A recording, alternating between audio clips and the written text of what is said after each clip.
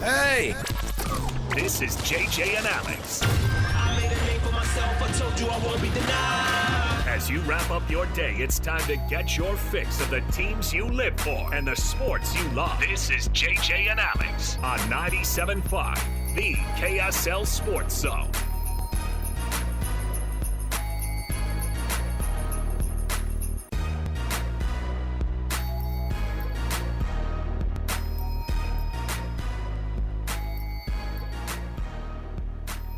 What's going on? Happy Friday to you. 97.5, the KSL Sports Zone.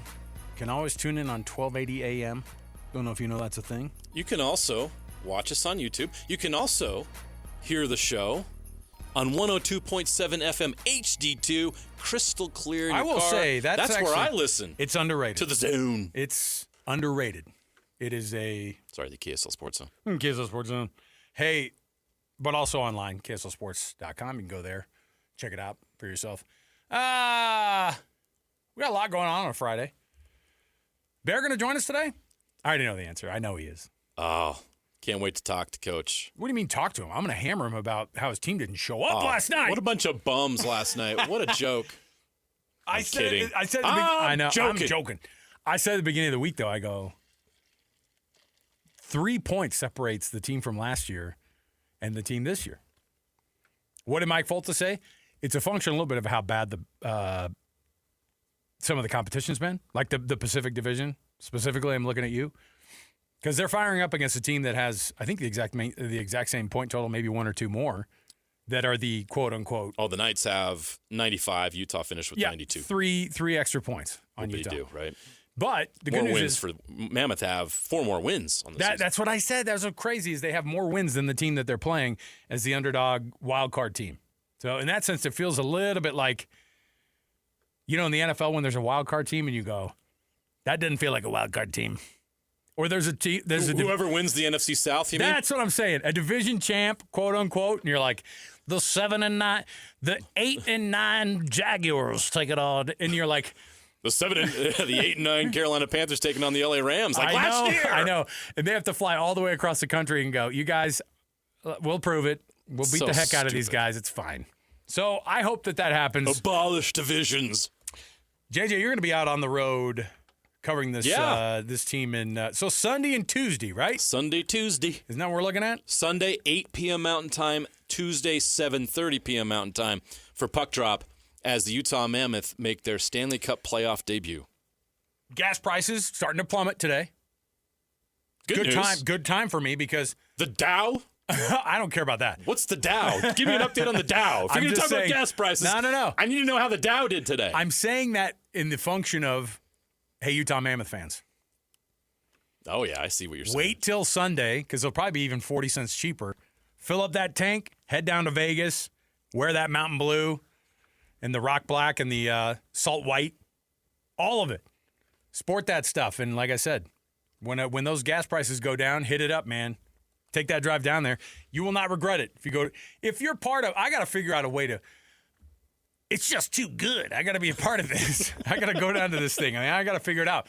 I definitely have the brain where I'm like, and I haven't proposed it to my wife yet, where I go, I don't know, I'm just thinking about taking the drive down. Just real quick. Pop down to Vegas, watch a playoff game, pop on back. Well, you can do it for $100 cheaper in Vegas than you can. You don't need me on Sunday, do you, sweetie? I'll be back late Sunday night wearing my Tusky outfit. Don't wait up. I don't know. I'm torn on it. I'm torn on whether or not I should go. And now that you're going, makes me more jealous. So I feel like I kind of feel like I'm going to be a part of history. It's going to be neat. Sure. At the very no, it's history for sure. Regardless of what happens, you're going to be at the first Mammoth playoff game in history. First of many. And I hope so, yes. Welcome into the show. We got to kick things off here officially. If we're going to get official, behind the glass is Alex Napolis. Napolis, you doing okay today? Don't just give me a thumbs up. I need a verbal. Sometimes you'll look away and give the thumbs up, and that's how I know it's fake. What's going on? You okay today? Everything good? We're doing good back here, man. Good. He's just hoping we get through this show without talking about Diana Rossini. He's tired of the Diana Rossini talk. Let's hit the cut and go straight to the NFL. No. Listen, there is that part of me that wants to just dive in and keep going. making the jokes about Vrabel, Rossini. Come on. The amount of contract jokes that were made with her extending a contract with the Patriots and stuff was just too much. It's just too good. We're going to hit the cut here. We'll get started on the program officially so we can button ourselves up here and actually do some good sports talk radio. Here We'll we go. try. 97.5 the Castle Sports Zone. It's the cut. Let's do it. It's time for the biggest story of the day. This is what made the cut with JJ and Alex on 97.5, the KSL Sports Zone. All right, so as we jump in here, we have, with all the things that are going on with this Mammoth team and trying to figure out what it's going to feel like to be in the Stanley Cup playoffs and all the things that come with that, it's just a new thing for us, right? We're very excited about how that could work out. And I just want to know, now, what did you learn in last night's game that made you think, I'm okay with was it 5-3 at the end? That's how it finished, yeah. Yeah, the empty netter. Thomas got the empty netter. Did he get the hat trick? I hope he feels really good about that hat trick. Way to go, hey. Poor man's hat trick. Congratulations. Man, we weren't even trying. You got your hat trick. They do the same thing with an empty net. Enjoy watching the playoffs from home. They do the same thing on the empty net with some make-a-wish situation. So if you feel good about putting in that other goal, then fine. It's fine. So they dropped that one. Now, I was shocked when I saw Veggie between the pipes in the first period. Were you? No, because I do think it was smart to give him some reps. Because, you think about it. If he went from Tuesday until Sunday without playing, I don't know, man. I would think that he'd be pretty rusty. That's what I would worry about. No, I totally get why they did that. He made some great saves. And then they did, I think they started to make some business decisions as soon as the third period hit. I think it was 3-3, right? I mean, it's 3-3 when they start the third period, and they put VTech in for that third period. And I don't think that it was them. They certainly weren't waving the white flag, but they were obviously trying to figure out, how this is going to look in the playoffs. And here's how I know. I don't know if the team was totally on board with just going out there and having to win that game. Spicy Tuna was on the ice for a long time last night. We saw Liam O'Brien on the ice a lot more than we usually do. That, to me, was a tell. Putting VTech in the third period, I don't think was any kind of a diss on Veggie. It was more of a... And you need VTech to at least have some reps. And as I was going to say, is that you cannot necessarily rely totally on just that one goalie if something happens. And VTech's been super sharp when he's been asked to this year. The problem is that he's been asked to a lot less than any of the second goalies in this league. And so they go into that third period. I don't think they played particularly clean hockey in that third period, and it caught up with them. The Blues, to their credit, fine. They won. The reality is we should have only given this game a one line, which is they lost. I was glad to see the Delta Center crowd there were some people streaming out when the empty netter happened. Yeah. But they were playoff ready yesterday. That was nice. But for the most part, the crowd stuck in there. Mm-hmm. They lose by 2 goals, and the crowd stood up, and it was this whole end of season feeling thank you for this season. Because all those same people aren't going to be able to afford the playoff tickets. Right. Does that mean to say? Just the facts. They're this is the game I can come to at the very end here. I'm not going to be able to go to a playoff game. So they gave them kind of that standing O as they went off the ice, and I thought that was cool. Lots to go for this Mammoth team, and at the top of the hour, we're going to have our weekly conversation with Bear Tourigny. So we'll check in with him as well. As the playoffs are now set in the Stanley Cup playoffs, you got all the seeding figured out. You have all the and then once they buttoned up the season totally, we have all of the playoff schedule in front of us. The first games are on Saturday. The ones that affect us here, you have an 8 p.m. puck drop on ESPN on Sunday night between the Mammoth and the Vegas Golden Knights. I'm trying to look and see what the difference is here. Almost. So all the home teams are favored. Yes, all the home teams are favored. The higher seeds are all favored, and that's fine. But one of the lower ends of the Minnesota-Dallas series obviously is going to be Dallas is only favored. They're minus 120. That's not a huge vote of confidence from Vegas because that's a super good matchup. And you don't have the Golden Knights having a huge advantage over the Mammoth either at minus 155. So this is a look at the goal scored over under too. They think this is going to be kind of high flying, high scoring series. 6.5. Did you give me that? The total on the game 6.5. Over under. Over. You're going to go over that? Oh yeah. Like a 4-3 game? Maybe more. How many overtimes will there be in this series? I'm going to go. So set an over under. I'm going to say 1.5. Over. You're going to go. I'm going to go two overtime games in the series. So it's going to be a battle. What I like about that is okay. How many games played in the series overall? I'll set it at 5.5. Over. Does this go 7 games? Yes. Oh, that's a lot of fun. This is what other leagues need to do too. I'm sick of these like 3-game series, 1-game playoff. Major League Baseball, I know you think it's fun, but a 1-game playoff between teams, I don't think is good for business. I think having an extended series with just teams going at it blow for blow, you find out so much more in those 7 games.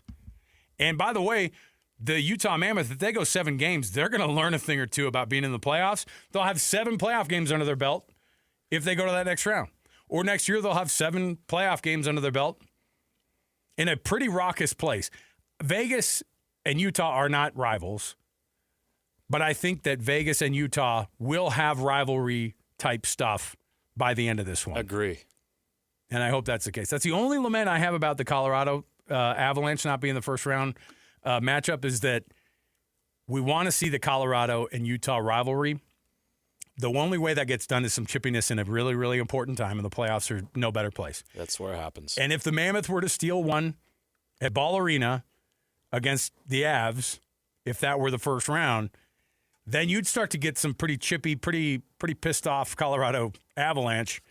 And when they match up again next year at Rice-Eccles Stadium, I want to see gloves drop. I don't want this handshaking, shoot the fireworks off and be like, isn't hockey fun? I want to see those two teams pissy. You know what I mean? I'm going after each other. So with the playoffs in hand here, you've got a Sunday night late, and then Tuesday's game, since we have all of the times, it's a 7:30 puck drop, also at Vegas, and then they come back home to Utah. They'll have at least a couple of games here in Utah. Is Friday the first game? If they come back, yeah. Yes, Friday. So Friday will be the first game. Friday, Monday for so games they go 3 Friday, and 4. and then they go Monday. Correct. Man, this is going to be a lot of fun. We've never talked about the team like this, so I'm really excited about how this thing goes. Is this team playoff ready? And who do you think? Give me one guy and an explanation why they're going to be the X factor in the playoffs here. I got to give you a guy. Give me one guy. X factor for the Mammoth. I got mine. Not to put pressure on you, but I got mine. That's good. That's good. Who would be the X factor for the Mammoth? I mean, there's a lot of obvious ones, so I'm trying to steer clear of the obvious ones. Man, you know what? I'm going to go with the captain. You're going to go Clayton Keller. I know that's low-hanging fruit. Yeah, but I don't hate it. But what he does is so important to everything else working. And this team is going to have to be really good offensively to win this series. And his playmaking ability and what he does, when he's at his best, they're at their best. You're going to get Nick Schmaltz doing his thing. You've got Logan Cooley and Dylan Gunther. Gunther's probably going to lead the Mammoth in goals scored in this series. That's what he did. It's what he did during the regular season, yeah. So you know he's going to do that. You know what Logan Cooley's going to do. I expect more out of J.J. Peterka in this series. Nick Schmaltz is having a career year. You know Veggie's going to hold it down between the pipes. So what is the X factor here? What does Clayton Keller do as the captain of this team in his, I guess you'd say it's his second playoff series of his career. He did play on that 2020 team in the bubble with the Coyotes. Everybody felt like that was fake. It lasted 5 games. Yeah, it was weird. This is his real first all-out playoff experience, and he's doing it as the captain of this team. I think that they have to lean on his leadership and his playmaking ability. And if it's on point, they've got a great chance to win this series. So I'm going with Clayton Keller. So I'll go with the guy who has been I don't know, actually. This is kind of interesting. I'll go with the guy who is the Robin to your Batman. Okay. And that's Nick Schmaltz. Oh. Nick Schmaltz has been. It's not a bad choice. here's why I like it. The guy even last night, I mean, that dude's flying around. Not that people weren't trying their butts off, but excuse me. But I will say that Nick Schmaltz has turned a huge corner in the regular season. I mean, did he double his point output from last year? He certainly. Yeah. Oh, yeah. 33, He's 34. Over 30 goals. Yeah, 34 goals. 34 goals in the season. The best in his career was 24, right? And that was last year. And he's over. He might have gotten to the 80 points mark. I know he was at like 72 or 75. Regardless, every step of the way, he's improved and made this team better. He's also shown up in games that he's been big in. And Clayton Keller makes him look good. He makes Clayton Keller look good. That portion of that line, half of the reason they signed that guy for so much money this year, JJ, is because they were like, our captain does not want you gone. You know what I mean? Like, they know that there's something special there chemistry-wise. And I think Schmaltzy's been a huge piece of that. So if he steps up his game in the regular season, I will love to see Poltergeist in the studio, Ghost in the studio. What was that about? What the heck was that? Did you just see that on camera? A ghost came through here. Yeah, flipped the microphone, and then a couple pieces of plastic fell off of it. Just go grab services, see if we have like an ectoplasma. You might want to watch the replay. Get of a that. backpack. That was spooky. That was weird. Yeah, the studio's haunted. It's been around so long, it's haunted. That would make sense. So with that, Clayton Keller, Nick Schmaltz, I will say those two guys. I mean, it seems cheap of a pick for you and I, because I had Schmaltz in my head like that's going to be the guy. You have the young guns who I think are also going to show up, but I think Nick Schmaltz is going to do this thing where he is there are going to be moments where he scores because of the brilliance of Clayton Keller. I think there are going to be a couple moments where he takes the team on his back. He's done that this year. Yeah. A couple times. And a guy with that energy will boost an entire bench. And he'll boost an entire line. And I know that's the first line. But when you're on the second and third lines, you want to play to that expectation. Fourth line too. You want to play that expectation that those two guys set. And I think that if Nick Schmaltz has a ridiculous playoffs, this team could go to the next round. And it would be really fun to watch. He's got to be excited about being able to get in there and chop it up with those guys. Now, as we start to look at how things shaped up, though, are you okay with these are all kind of late-ish. Yeah, Sunday's a late night one. Not really, but Vegas is about as good of a draw as you could have. And I don't know what T-Mobile Arena is like in the playoffs. I've only seen it on TV. I want to know what advantage that their home ice is versus the Mammoth's home ice. I don't know that there's any advantage to home ice based on what happens in Stanley Cup Playoff Series. Serious. Everyone will tell you about that. You have everything goes to Game 7, and people win on other people's ice, and it just doesn't matter as much. Now, that doesn't mean it's not intense. It doesn't mean it's not part of the game. Like you, I'm curious. I'm fortunate. I'm going to be able to find out on Sunday. I'll text you. How dare you? I'll let you know. Maybe I'm in the upper bowl in the nosebleeds. You don't know. Maybe I pick up a couple of late. Why don't you take the boys down to Vegas? Last minute. You can stay at my hotel. Take the boys. Yeah, we'll just. I got room for you. I wouldn't trust that carpet. I think it's got a pool? Question mark. I wouldn't trust that carpet for anything in my life. Hey, son, go ahead and sidle up on the ground there. You'll itch for a month after staying at my hotel. Oh my goodness, disgusting. All right. What'd you say it was? Is Motel 6? No, Super 8. I knew there was a number in it. Days in. With a Z? Since you're asking. With a Z? Ooh, I wish. It's like an off-brand. No, you've stayed that at might be an exciting one on the strip with a casino in it. You've stayed at Days Not In this before. one. This is Days In. Yeah. We're completely different than the other guys. Trust me. Well, you could totally trade on that too, considering the green stuff trade down there, how it's gotten down in Vegas. Whoa. Yeah. My goodness.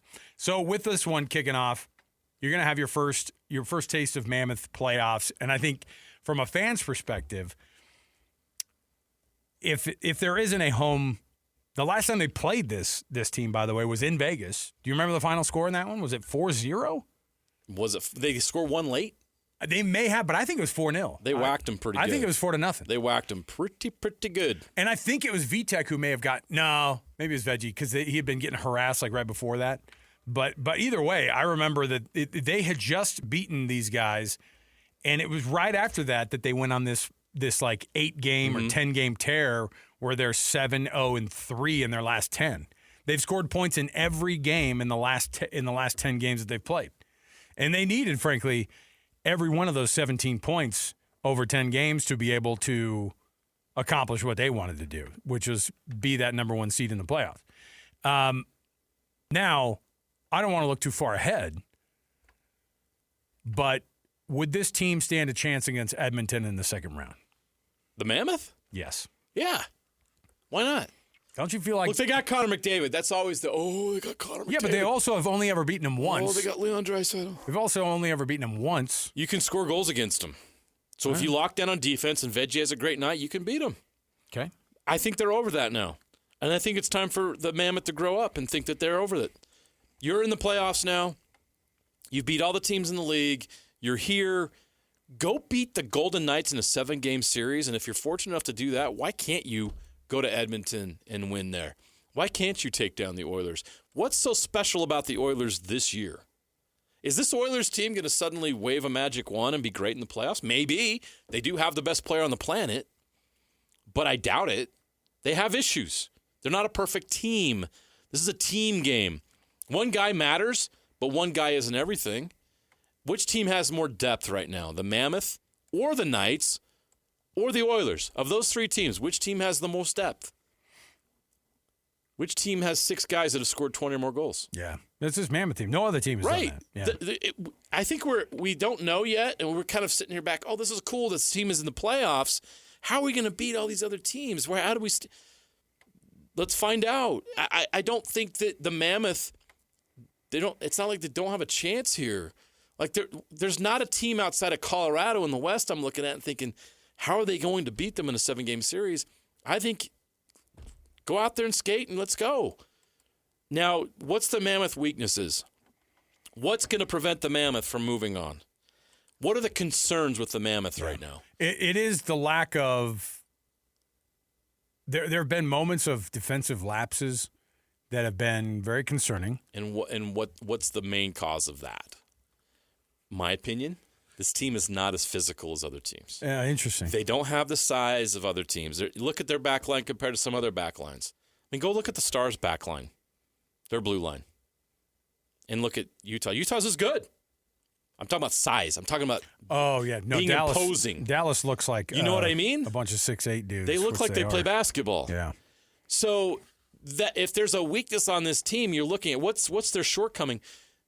They got a lot of guys that are a little bit smaller in the front, and they don't have the size that some of the teams have in the blue line. So can they make up for that lack of physicality? Well, they do so with speed. Right. They do so with depth, and I think that will matter in these series. Ultimately, that weakness may be a difference. Maybe they're not physical enough yet. Maybe they have to go out in the offseason and figure that out. Maybe some of these younger guys they do have some physical play coming up in the wings.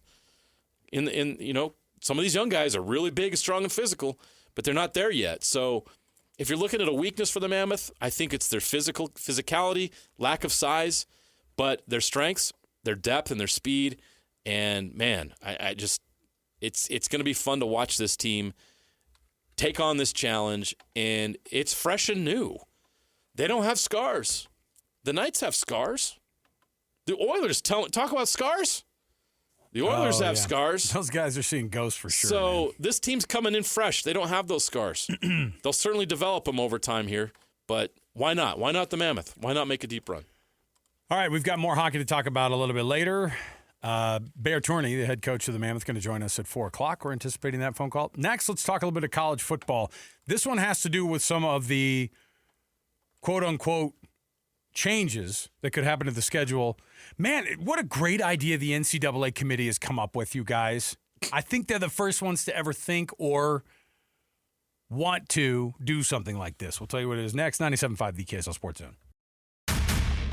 Your home for the best coverage of the Jazz, Utes, and Cougars is right here on The Zone. This is JJ and Alex on 97.5, the KSL Sports Zone. Don't you feel like this is like a if Matthew McConaughey was a song, I feel like this would be it. Maybe just his character from Dazed and Confused. But doesn't it feel like he would have this on in the car? Matthew McConaughey? Yeah, absolutely. He'd have those locks rolling in the wind. This works in that movie for sure. All right. Hey, great tune coming back. Welcome back, JJ and Alex, 97.5 the KSL Sports Zone. We'd be remiss if we didn't mention the NCAA on an important day when the NCAA said something. What are they not doing today? Bum, bum, bum. No. Today they're working. Oh, they said sure. Something. The newest NCAA proposal, and I think it's brilliant what they've come up with out of midair. The NCAA has proposed to eliminate week 0 and start moving up the season for everybody 1 week. Genius. Yeah. So the thing that all the coaches have been screaming about, the thing that everybody in anywhere near this business and anywhere near college football has looked and gone, why is the schedule the way that it is? Why is the transfer portal open the times that they are? Why do we have to go through the slog of whatever weird schedule the college football playoff has given us, which, by the way, they don't determine, like the NCAA doesn't determine when that schedule is, all right? The college football playoff might be like, hey, here are the dates and we're going to have those. This is not an NCAA run thing. However, every coach in the world, why not have something that makes sense? And normally, JJ, the answer is just a TV answer, right? Usually goes back to that, yes. So what do the networks want? But why wouldn't it work for the networks to have a season that started early? That rings that's music to their ear. Yeah. And goes pretty much the same exact time and time frame, but we get this thing buttoned up and a champion is crowned January 1 of every year, and it just so happens to be that at midnight on January 2, the transfer portal opens. Sounds too good to be true. Too reasonable, right? Yes. And so give me the TV argument why they would say, no, there's no way we could do that. No way we could do that. Because the argument of the stupid finals has never been number one, it was fake at the beginning when these kids were actually going to school. Well, they have finals that week. It's like, except for Clemson, who just played their 17th game, and somehow they were able to finish their semester. So that excuse never actually rang. But now the Utes don't even have kids showing up to class. And the education part, let's not kid ourselves, no one gives a crap. No one cares anymore. So don't hold up the academic side of it. That's not a thing anymore.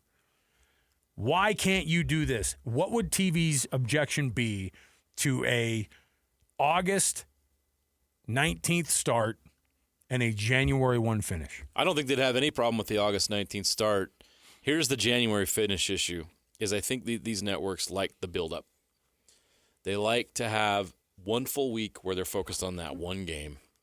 And right now you've had you had quarterfinals on January 1st, right? Wasn't the quarterfinals in some of those bowl games? Are you talking about the ones on the... Like New Year's Day bowl games hosted some of the quarterfinals, right?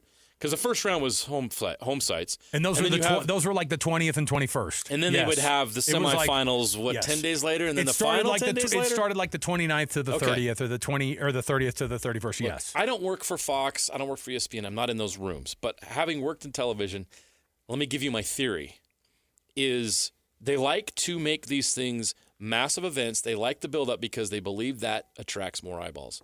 Now, if you have 6 games on New Year's Day, fans love it, right? But they're blowing all their inventory on one night. They want to spread their inventory out. You can also charge more money for those. Another thing, having a championship game on Monday night, you're probably like, why do they do that? Because it's their own show. Sometimes New Year's Day, New Year's Eve, all those times conflict with what? The NFL. The NFL, yeah. I get it. There's one thing that college football can't go up against ratings-wise.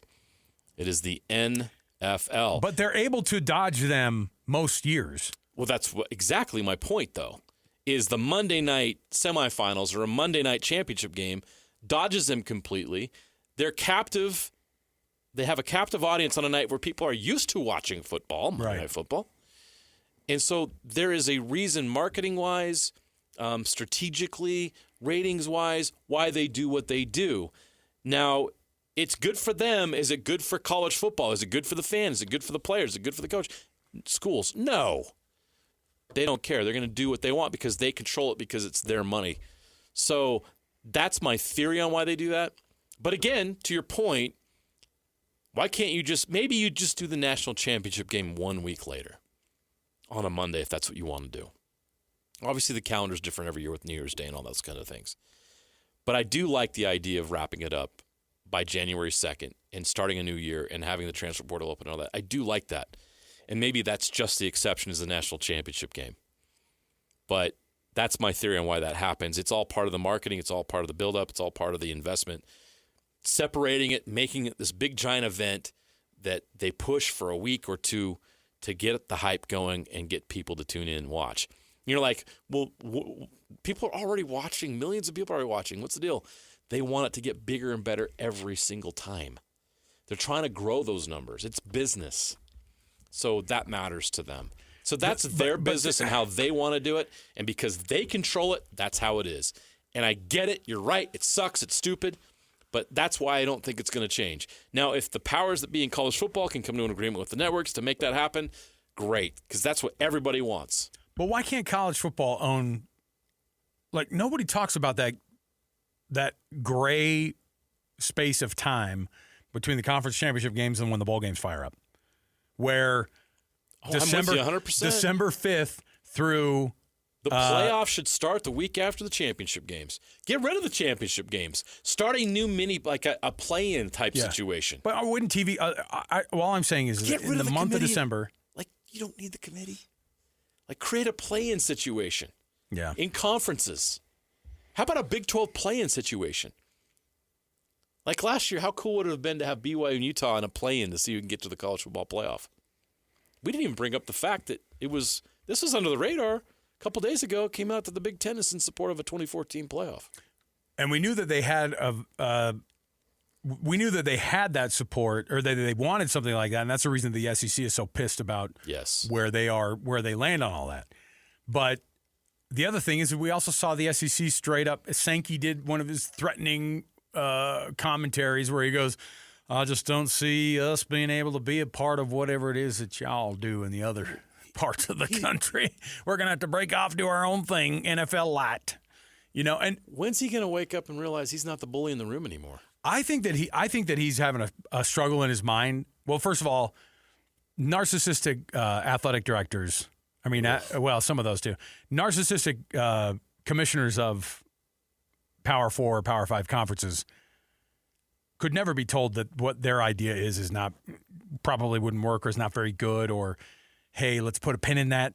They think whatever they come up with is the best thing that's ever happened, and they're going to manipulate people, those who are listening out there who have folks around them who are narcissists, manipulate everybody around them to bend to their will. The thing is that at some point when the people realize, oh, I don't have to listen to this person, you don't have to listen to the SEC anymore. Because if they did go away, what if the SEC did break off? Do you think that miniature super league that they're going to try to put together would even up against the Big 10, Big 12, ACC, all the other conferences, there's no way that they would come out looking like that they're the strongest. It would be the Live Tour to the PGA Tour. We've talked about this. At what point does college football ruin itself? By trying to become pro sports. Yeah. We already have pro football. Sure. It's the NFL. But you have to stay in your lane still. 100%. I just talked about ratings. When you have a choice between watching an NFL playoff game and a college football playoff game, 9 out of 10 football fans will choose the NFL. And all of you college football fans out there screaming at me on the radio right now, at your dial, I'm right, you're wrong. Because I've seen the data. Okay? The NFL is king. Right. And it's not even close. And there's a reason why college football schedules things the way they do in the month of January, because they don't want to have to go up against the 800-pound gorilla, because they'll lose every single time. So if college football continues to go on this trajectory where you become so pro about what you do, No, we need to pay the player. All that stuff is fine. There needs to be some guardrails. There needs to be oversight for sure. There needs to be a commissioner. There needs to be collective bargaining, all that stuff. Because if you're going to be a pro, you're going to have pro football, you got to have salary caps. You got to do it the way the NFL does, okay? That's far away. But the SEC needs to understand, like, part of why you are so popular and so great is because you've won national championships. You're viewed as a national champion. You break away and you just become the SEC. I'm watching semi-pro football. I'd rather watch the NFL. Why am I watching you guys? Yeah. What are you playing for now? Well, are you playing for a college football playoff? Are you trying to get into the Sugar Bowl? Or what are we doing here? What's the point of the SEC at that point if they break off completely? So for me, college football is higher on my priority list than the NFL. I like it more. I understand the NFL. You're one of the 10. I know, and I understand the NFL. That's okay. The NFL's a better product. I know it. But you understand the data too. Sure. But at the same time, like, it is funny to me because even Greg Sankey has to look and go, we're always second fiddle to the actual king of football. Right. And I hope he always remembers that. You know what I mean? That like the NFL is going to push him around. If you want to be the big fish in your small pond, Mr. Sankey, go right ahead. Enjoy it. Hi, is Mr. Sankey there? Oh, I'll leave a message. No, I will. And then I'm telling you, it is such a weird space for them to be so unaware of how important it is not to do this like, I guess we're the only ones who are going to have to do our own thing. All right, we'll take a break. When we come back, we have a little quick Would You Rather, and then we'll get to the top of the hour. Bear Tourigny going to join us a couple days away from his very first head coaching experience in the playoffs.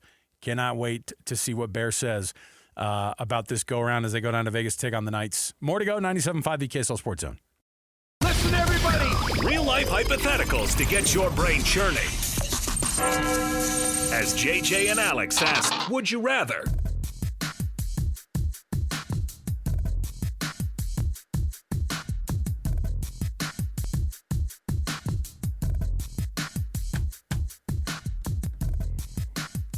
All right, everybody, thanks for being with us on the program.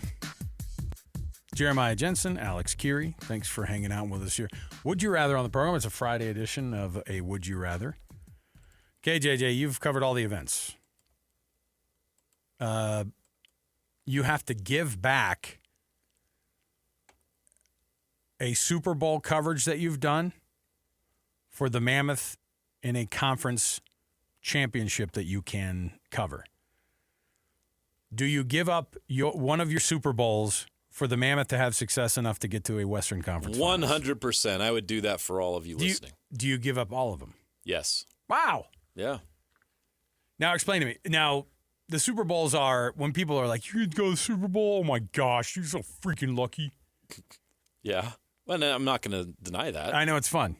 It's part of history. But it is also, can I say, not all it's cracked up to be? We get work to the bone, which is totally understandable. We're there to do a job. We do it. There have been Super Bowls that you've covered that you're like, wow, no one cares in this crowd. Awesome. I'm not a fan. I'm not going there to cheer on my team. I'm working the event. It's a job. Yeah. And it's grueling. So it's a great experience. But in order to give the good fans and the good people of Utah a successful experience running through the Stanley Cup playoffs, I would gladly give up all those experiences. You and I have both been to many a free media meal table. What's the best one? It's the only reason I do this. What's the best one? The only reason I do this. What's the best one you've ever had? Like, because it's tough for one of them to stand out when you've had as many as we have. You mean like getting like a media meal? Best. Do you know like 95% of those you have to pay for now? I know. That's a thing of the past. My favorite thing too is the ones that you've been at places and they go, hey, there's food out here. I've done the one where I remember at Michigan State one time they were like, here's a token for a free drink, and the rest was full price. We went to the same game. It was full price. The BYU Michigan State game. So most colleges don't. I mean, what? I'm going to give a shout out to BYU. The pregame meal, the Tucanos thing, elite. You're like, it's a grind, it's a job. I can't be a fan of any restaurateur out there, but yeah. So I just gave free advertising to Tucanos, but that's the pregame meal at BYU. It is elite. And we used to always love prime rib night over at the Jazz game whenever the Lakers came into town. Yep. It was always the big games. Lakers, Celtics, Okay. Bulls. I've got a random one. Okay. The University of Texas, if you recall, they had some crazy they had some crazy barbecue at halftime. And then the post-game meal while we were getting all of our stuff, it was the very first time I'd even heard of or had Cane's. So the post-game meal for the media was Cane's. Yes, They had barbecue at freaking halftime, and then you had Cane's. I didn't know what I was eating at the time. Now it's on every corner in Utah. This is good. Yeah, I like what's in that sauce? Save some for us, Cindy. What is in that sauce? Lay off me, I'm starving. The Austin experience was great. I got to do it twice. Yeah. Let's take a break. We'll come back. Bear Tourigny is going to join us top of the hour. Stay here, 97.5, the KSL Sports Zone. Accessing. When TV and radio collide. Love it. Wow. This is what you get. You're listening to JJ and Alex. Don't touch that dial. On 97.5, the KSL Sports Zone. Your exclusive radio home of the Utah Mammoth is right here on 97.5, the KSL Sports Zone. Now it's time to hear from the head coach of the Mammoth, Tourigny.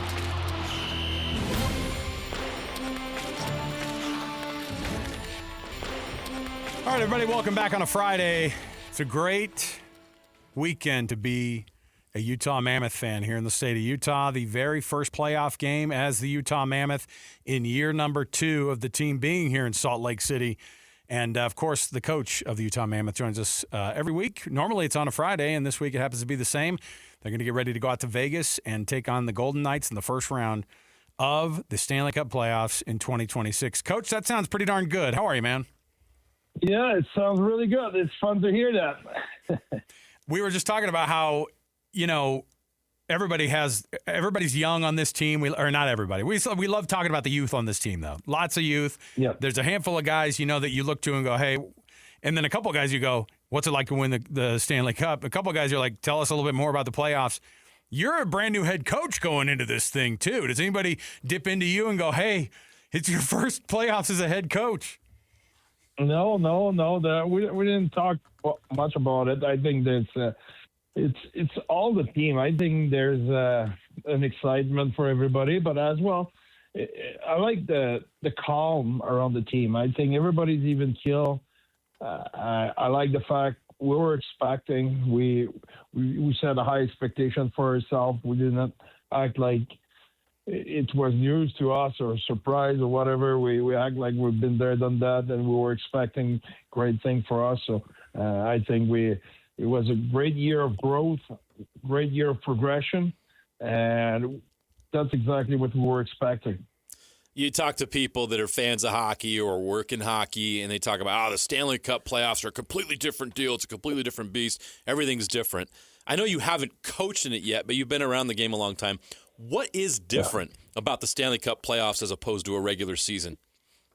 Yeah, I've been behind the bench during the playoff as an assistant coach, and I've been in other leagues or World Championship and stuff like that. I think the big thing is the way you approach it, but like I said, it's still a game of hockey.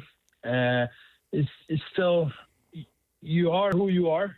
You have to be the best version of yourself. You cannot try to be somebody you are not. So at the end of the day, there's a higher focus on managing distraction and making sure you're focusing on what you have to do in the performance and so on and so forth. Coach, as you get your guys ready for this and quote unquote getting ready for this, obviously all of the things you do, you don't change the routine of how you guys go about your business. But what was morning skate like tonight or this morning?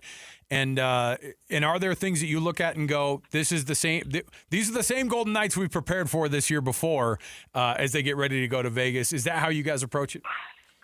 Yeah, we do a little bit more props, a little bit more details, but at the end of the day, it will be about us, how we play, be the best version of ourselves. You don't change who you are because you get in the playoffs, like I said. So I think there will be a lot of focus on that. So this morning we did a lot of props, talking about their roster, doing some pre-scout stuff, going through stuff we will have to do. And we split our work in 3 days. And tomorrow we'll have another part, and the Sunday will be the last part. But I think at the end of the day, it's important you don't try to do too much.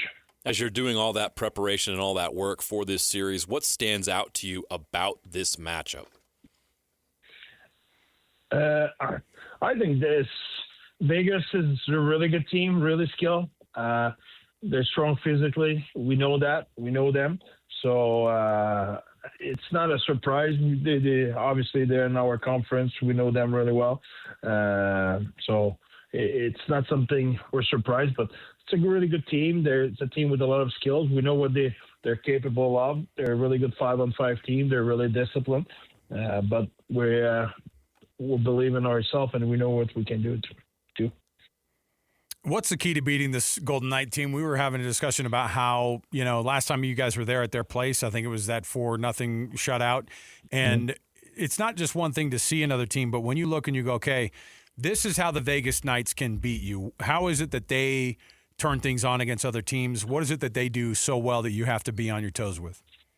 Well, they're a good team all around, both sides of the puck. If you look at their underlying numbers, to your question, offensively and defensively, they do a really good job. I think they're, like I said, they hold on puck, they're strong on puck.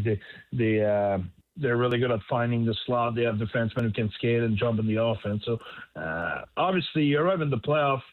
The top 16 team remains. So you cannot expect playing against an opponent who will not be a really good opponent. So we're excited and ready for the challenge.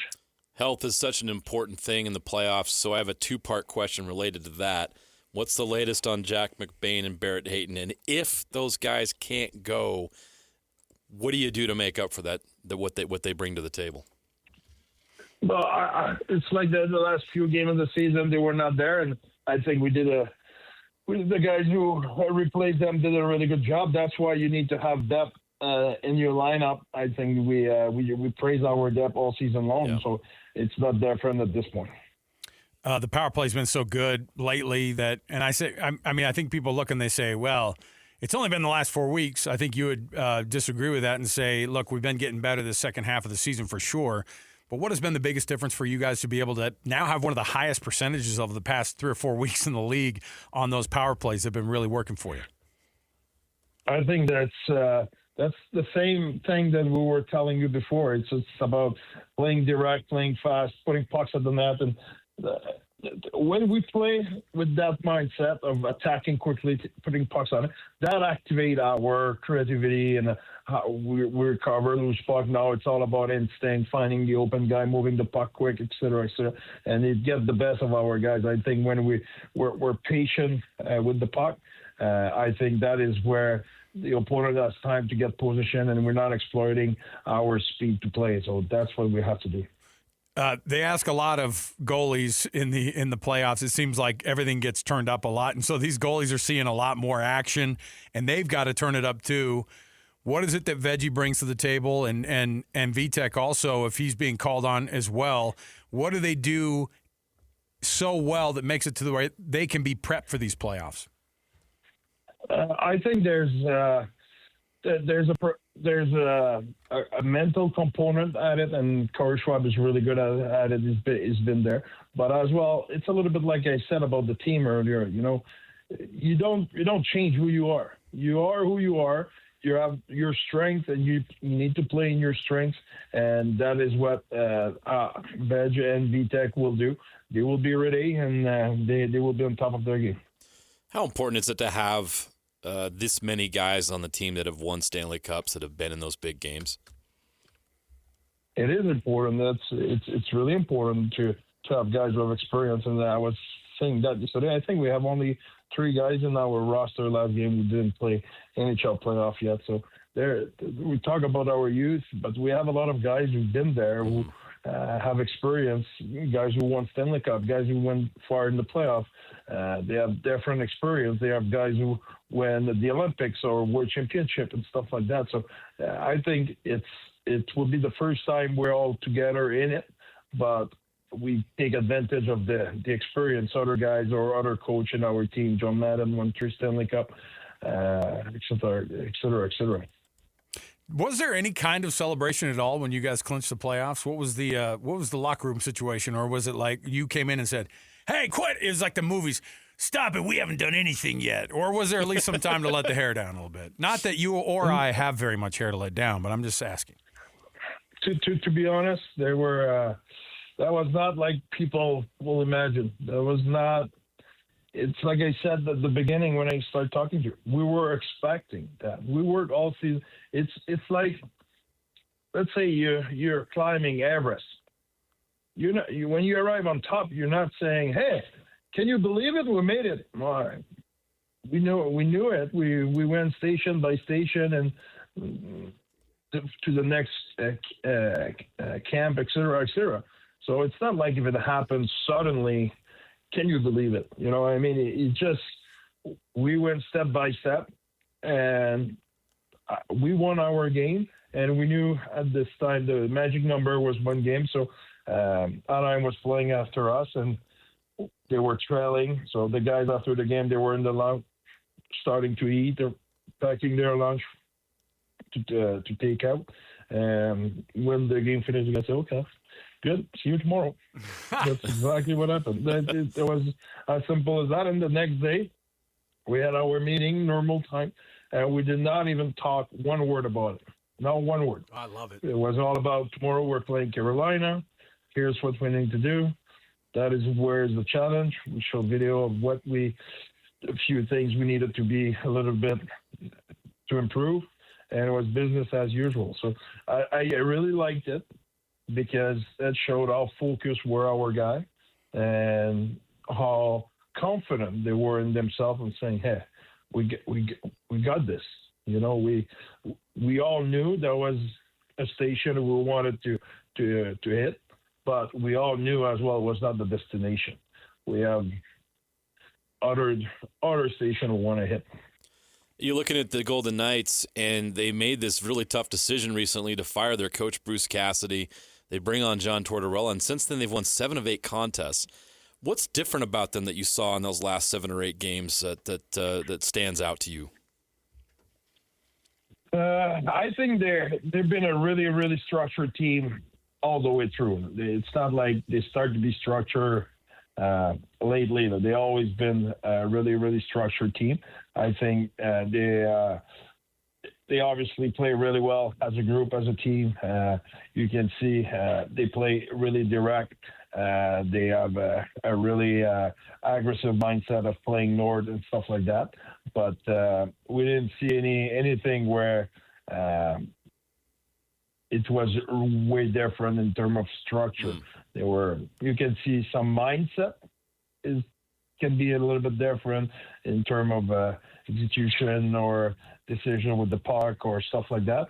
But I think in the major part, in terms of structure, and I know Torch said it when he arrived, he did not want to change the structure. He didn't feel that was a problem of that team. That was even a strength of them. So he had no intention to go in that direction, and he did just that. Coach, you're my favorite 3-piece suit guy that I know. Did you buy a new 3-piece playoff suit? Do you have a playoff suit that you're going to bust out, or is that business as usual too? Well, I can lie and say it's business as usual. He got himself a playoff suit. You got a new suit. Woo! No, I don't have a new suit, but I have some who are been productive. Let's put it that way. I feel we have some superstitious stuff going on. I love it. No, I'm not superstitious. Come on, boy. Come on. I love a little bit, maybe a little bit, okay. but I feel like I try to not go too far in that stuff. I love it. I love it. You can get carried away, but this might be some. Let's just call it my favorite. I will put a little bit more my favorite one. Gotcha. There you go. Look forward to seeing that favorite. We do too. Yes, JJ's going to be down there on the TV side of things, covering I'll stuff be there for Sunday and KSL Tuesday. 5 television. So when you guys meet up, then you can see what the what the playoff suit looks like, or at least the favorite There suit you looks go. like. So, Coach, thanks so much as always. We've always appreciated talking to you, and good luck to you guys, and we're looking forward to seeing you.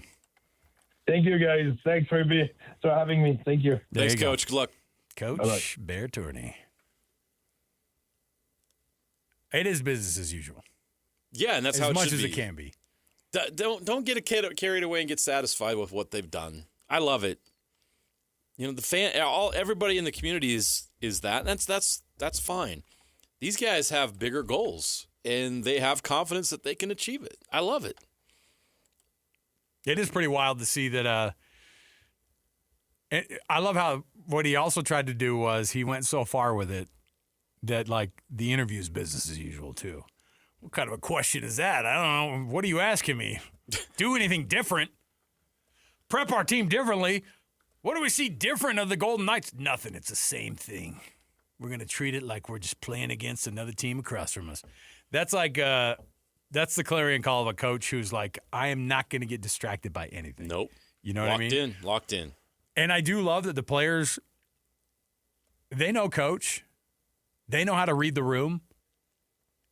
And even if you're 21 years old and you think you're going to have a party that you guys clinched wild card one, don't even freaking think about it. I bet the veterans are like this. That's not going to go. Yeah, Ian Cole's like, we didn't do that in Pittsburgh. I thought that the metaphor he gave of climbing. Mikhail Sergachev's like, we didn't do that in Tampa Bay. What did he do? You made the playoffs. I thought the metaphor that he gave of climbing Everest. You don't get to the top of Everest and say, wow, look, we did it. I was like, that's exactly what people say when they get to the top of Everest. Are you kidding? Maybe a different analogy. You expected it. You expect it. I'm like, no, you see literal dead bodies on the way up. There are plenty of carcasses along the way. Carcasses? I don't think they call them carcasses. There are literally bones and things as people walk up. They're frozen in the ground. Yeah, okay, Mike. Good effort. Reminders of those who didn't make it. Mike, good effort. You weren't ready. Yeah. You weren't ready for the NHL playoffs. That's why you're dead on the side. You should have brought your A game. I think probably while he was saying it, he's like, you don't climb Everest and then you get to the top and go, I can't believe we did it. I mean, come on. I get what he was saying. No, yeah. You don't get there and say, I mean, they don't get to the playoffs and go, we've arrived. That's the other bad thing to do. No, nobody. No. Look at what we've done. And there's none of that. Although, imagine being the Detroit Red Wings. Oh, my gosh. Did you see the interview post-game with their coach? No. After the season? Like, it was so uncomfortable. And I loved every second of it. You want to talk about expectations in a city that's literally called Hockey Town. Well, so we talked about this the and other day. Miss the playoffs again after you look like you're a lock. Were they Quarters into the season. Right. Were they is it the 10th season now they haven't made it? Or is it even more? We were talking about, they actually made the list of North American franchises in pro sports that have the longest 10 droughts. straight seasons in Detroit without making the Stanley Cup playoffs. They have not won a playoff round since 2013. Gosh. This is the Detroit Red Wings. Steve Yzerman rolling over in his grave. He's still with us. Gordie Howe. Yes. Is the Pizza Little Caesars guy, is he still with us? Let's look that up in the break. I mean, look. He play on the team? What are we talking They about? got that hot pizza money coming in there in Detroit. Isn't it the Pizza Center? It's something like that. Little Caesars Dome? I don't know how they. I like the Pizza Dome way better than you guys' dumb ideas. All right? You have There you go, taking all the good ideas. Yeah, Alex Napolis has no good car ideas. All right, here's what we're going to do. I still want to talk a little bit more about these playoffs. The bracket breaks down. We talked a little bit about. We need to give our predictions at some point. Do we have another hockey segment today? Do we need to do our predictions right now? I think we're going to do it right now, right? Did you know that the Oilers and Ducks series doesn't start until everybody else is through game 2? Why? The teams that play on Saturday will play again on Monday before the Oilers and Ducks even start game 1? Why? I don't know. It's a function of the schedule. There's 3 series that will be through 2 games before they even hit the ice. Gary Batman! I don't get it. I'm new to this. I know. It doesn't. Well, it doesn't make a whole lot of sense. No, it does. The because Senators, Hurricanes, they're able the to. Wild and the Stars, and the Flyers and the Penguins get started on Saturday. Those 3 teams will play Game 2 on Monday and start their games in Game 2 before the Ducks and Oilers even begin their series at 8 p.m. Mountain Time. So on Monday, the Ducks in Edmonton are. There are a handful of them, but I'm saying the East Coast. There are so many East Coast time frames. You know, I mean, you don't have to be told. This is all a TV thing. guy knows all about. But there's a couple of Pacific teams that they're relying on to give them late night games in certain nights. Hey, man, you're part of this lineup, and you're playing in Anaheim. You're playing in Edmonton. The Mammoth are one of them. Yeah, 8 p.m. start an on 8 p.m. Sunday. start on Sunday. Yes. I mean, Vegas Pacific time is Pacific time zone. Yeah. So correct. I get it. They're just trying to plan this whole thing out, but it is kind of weird that they're just going so that you have no choice but to have hockey playoffs on every night. It's a bad problem to have. And not only just on every night, on at every time of the night as well. Just keep that thing going. So let's go through, give a little bit of our predictions here. Let's go through our brackets as we saw. Oh, boy, did I just drop it somehow? All right, I've got the Stanley Cup bracket right in front of me. In the Western Conference, Avs Kings, Stars Wild, Golden Knights Mammoth, and, of course, the Oilers and Ducks in that late game on the 20th. So, JJ, let's start in the West here. Actually, you know what? Let's go over to the East. We'll do our Western Conference. Okay, let's do the East real quick. Shock of a team this year, and I don't know. I wouldn't bet against this team right now. But the Sabres taking on the Bruins. The Sabres, the number 1 seed from their division in the Eastern Conference, taking on the Bruins, the Boston Bruins, who are that wild card seed. I got the Bruins winning that series. Why is that? Because the Sabres, while a great story and had an incredible regular season, there's just too much inexperience on that roster when it matters. The Bruins have a lot of it. So the Sabres and the Bruins have the best goalie in the series. The Sabres are your – I've already seen this. The Sabres are your San Antonio Spurs. Oh, they can't go far enough. They can't go too far. I don't want these young kids. I don't want these young kids getting too ahead of themselves here. I'm going with Bruins in that series. Okay, Bruins. Lightning and the Canadiens. Man, the Lightning Canadiens matchup is like the Stars Wild in the West. Why are these teams playing in the first round? It's this hard. Could be a conference finals series. It's going to be a battle. But the Lightning are just better. And Montreal Canadiens fans are going to be so frustrated when they have one of the best teams they've had since they were in the bubble. Remember, the Canadiens went on a deep run in the bubble.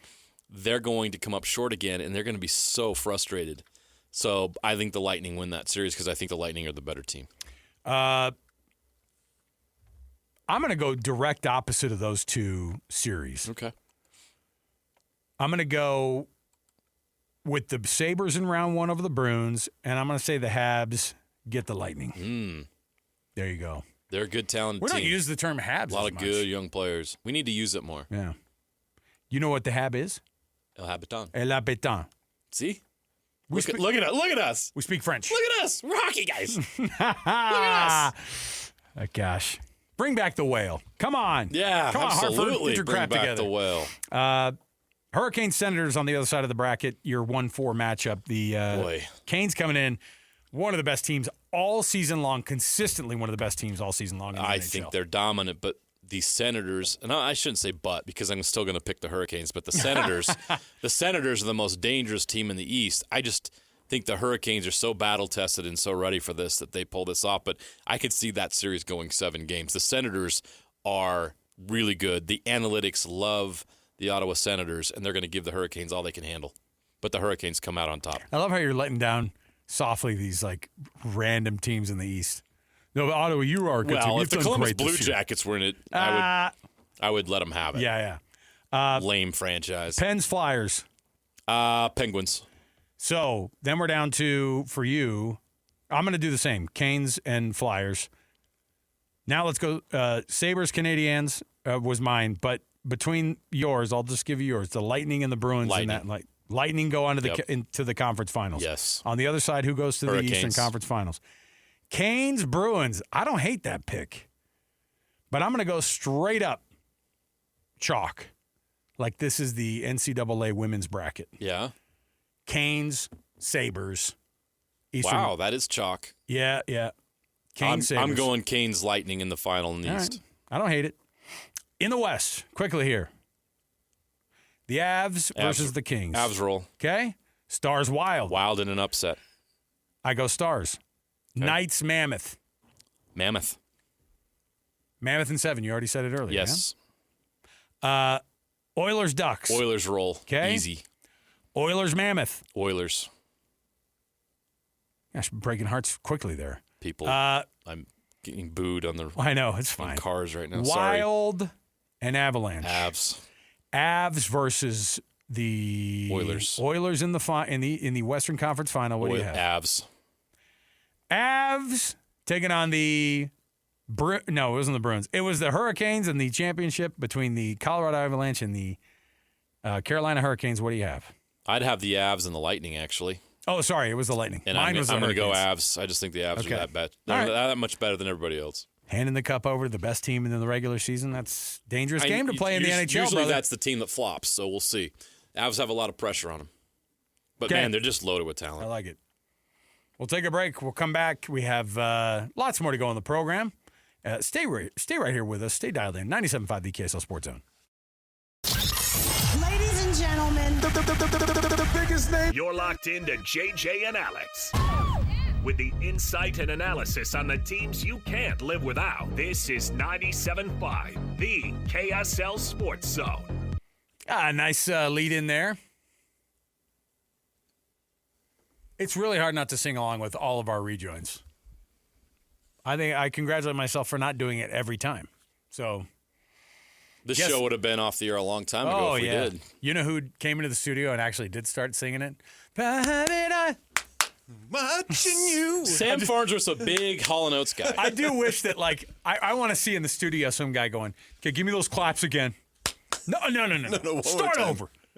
Private eyes. Clap, clap. 1, 2. I know how Guys, that goes, man.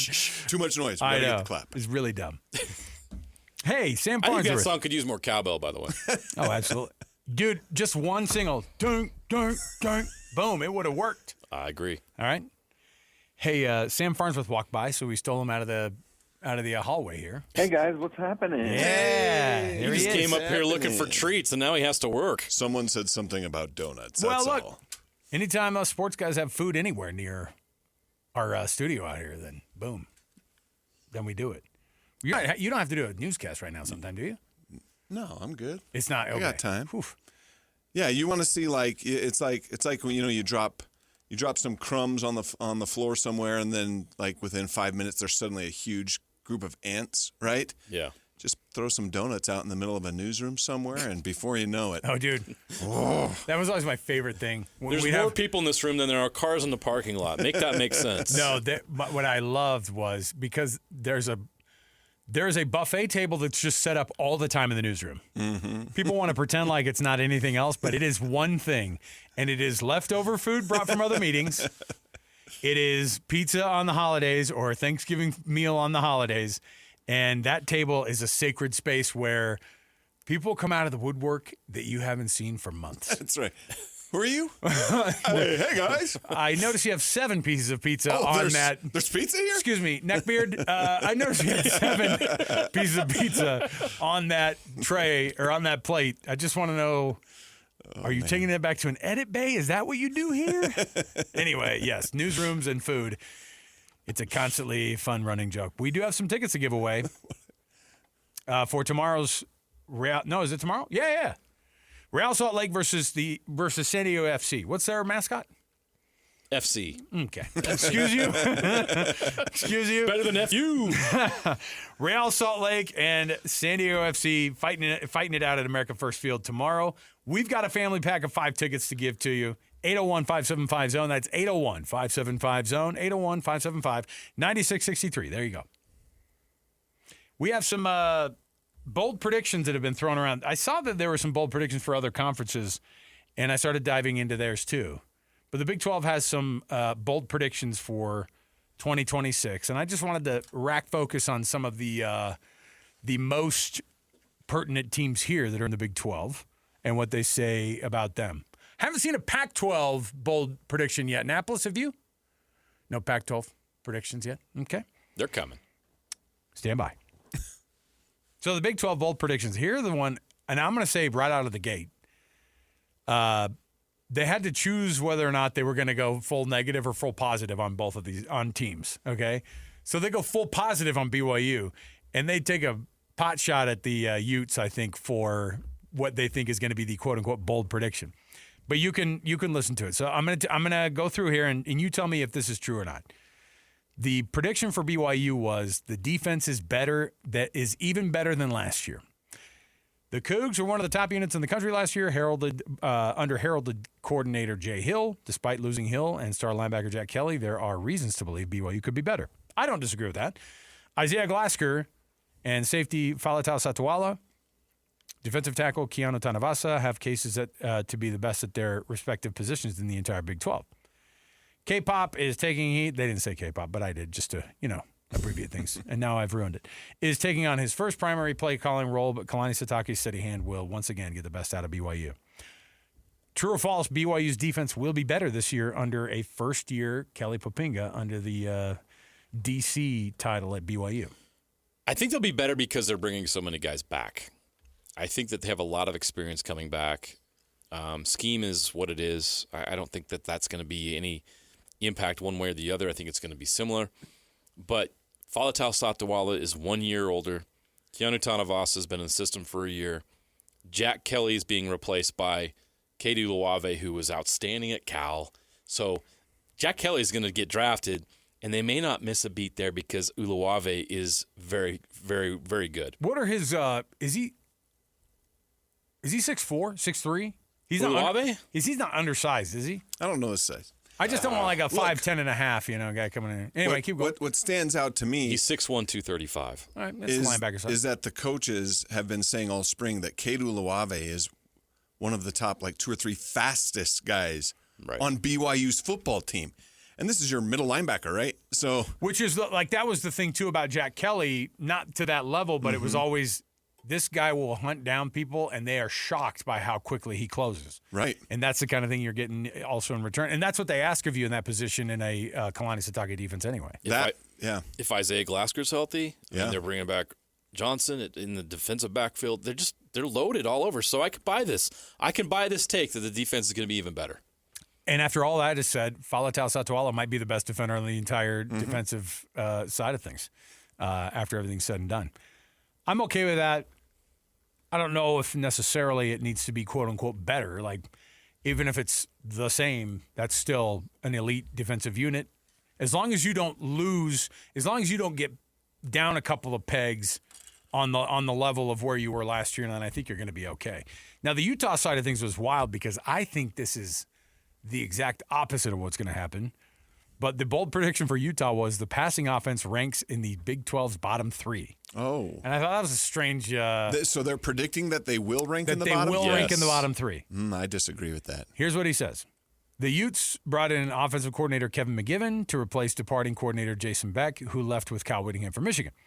McGivern has run multiple different offenses during his time as coordinator, but he will quickly learn that incumbent quarterbacks Devin Dampier and Bird Ficklin don't give him many options in the passing game. Ooh. Instead, expect the Utes to err away from the pass and lead on reads and options as this season goes along. Did he look and see what the stats were on Devin Dampier when he was throwing the football? Do you want me to be devil's advocate here?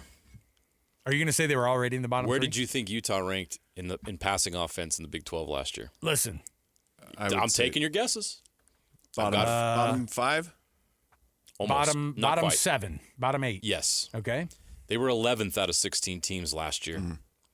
So we've talked about it. We talked about it the other day. We talked about what can the Utes do offensively to get better.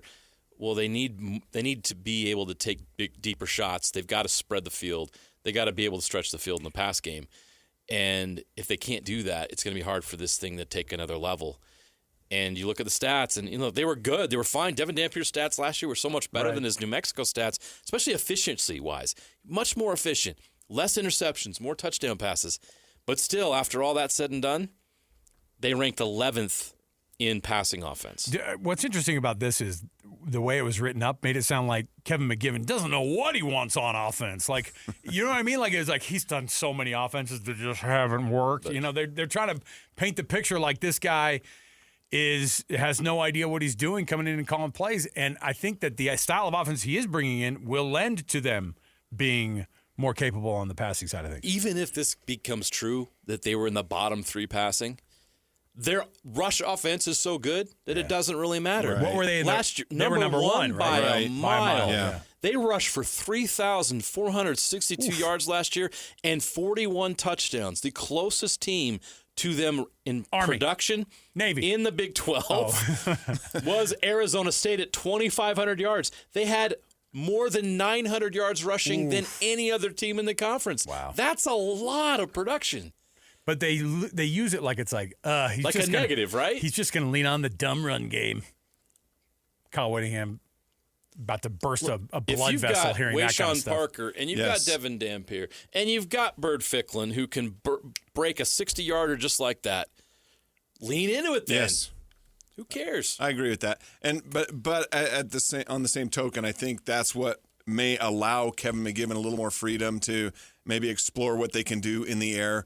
With Dampier throwing the football. My biggest question with their pass game, and I think it's probably everyone's biggest question, is who is he going to throw it to, right? Because you lose some of your top talents there in the transfer portal. Your 2 receivers from last year are gone, right? And so who's he going to throw 2 to? top receivers. I know they've been speaking highly of someone like Nate Johnson evolving into that wide receiver role, but let's be honest, he hasn't really.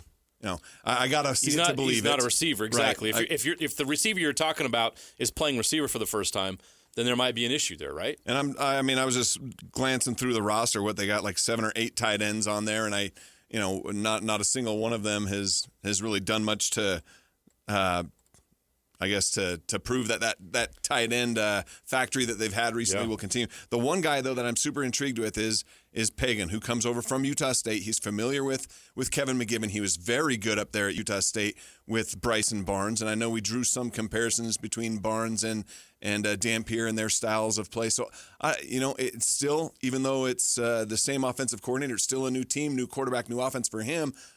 But I'm optimistic that he can be a very productive receiver for the Utes. So that could be their go-to guy.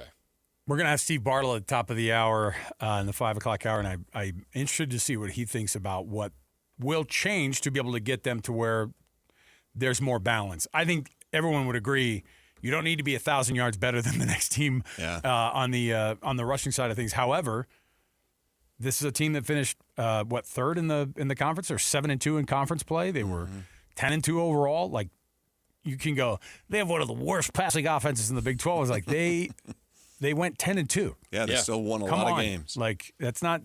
I'm interested to see what Steve will say about it.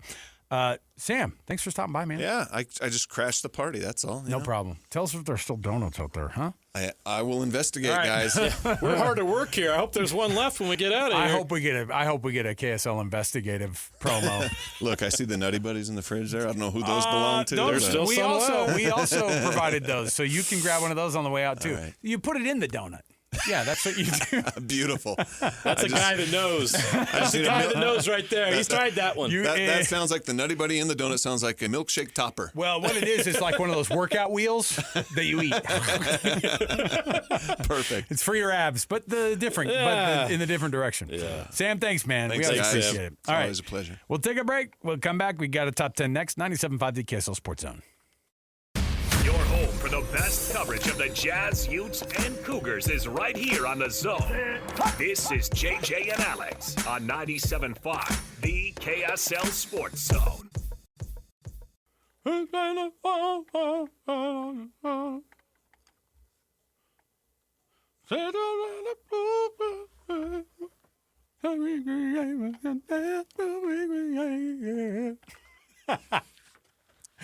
I just wanted to be Michael McDonald for 1 second. Would you shut your mouth? You were. Back there. You had your chance. Pipe down. You're the one who played it. All right? It's your fault.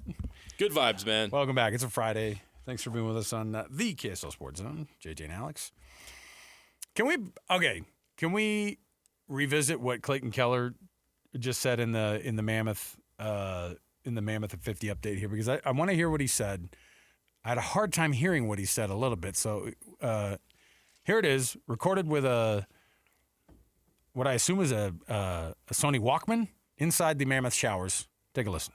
I think it's gonna be amazing. I think it's blow past our expectations. Here's what it I is. can't Look. wait for it. JJ, here it is. Everyone's kind of been talking about it. People I've met in the community. What is going on in the background here? Put some Pert Plus in the hand. Sure. Hopefully no one dropped soap. I do love the idea. I do love the idea of somebody like the. Glad no one was on the toilet. Old school, I know. Old school media interviews were that though, where it's just like, hey, you're gonna have to catch Billy before he leaves here. He's in the shower, so, and they just get a comment. I was like, we can't mic up that guy a little bit better. I'm just saying, it definitely had the vibe of recording it while he was in a stall at the. Let your imagination run wild with that clip. That's what I was thinking. What is going on there? That's fine. That's the way it is. All right. Different type of top 10 today. Different type. Yes. Okay, you throwing me for a loop here? Yes, a little bit. It's hard enough as it is. You got to do that to me. Yeah, but listen. Well, this one You've embarrassed me on the radio But listen, 4 days a week for the last 2 years. But here's why it's better. You technically don't get any of them wrong? Question mark?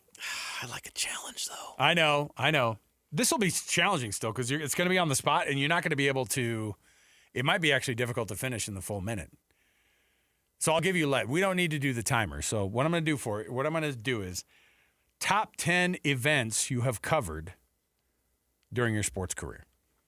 Top 10 events that you've covered, that you've been at. Not just like, well, I talked about it on TV after we got some highlights. So I just got to list things that I've been to? It's not just about that. You have to tell me the best places that you've been, like the best event in that moment that you covered. Okay? Okay. On your mark, get set, go. The Super Bowl? Do I have to name the Super Bowls? Yeah. Are they all on the list? They're all in the top 10? Probably.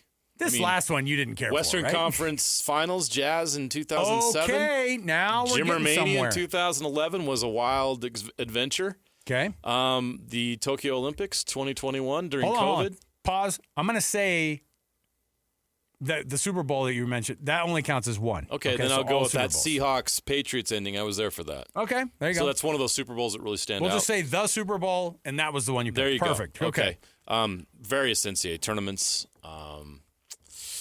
What else? Were you there at the BYU-Iona I was. matchup? Okay. I was there in Dayton. That's pretty wild. I was doing a stand-up, and this is on video. While I'm doing my stand-up recorded, an usher is coming to get me.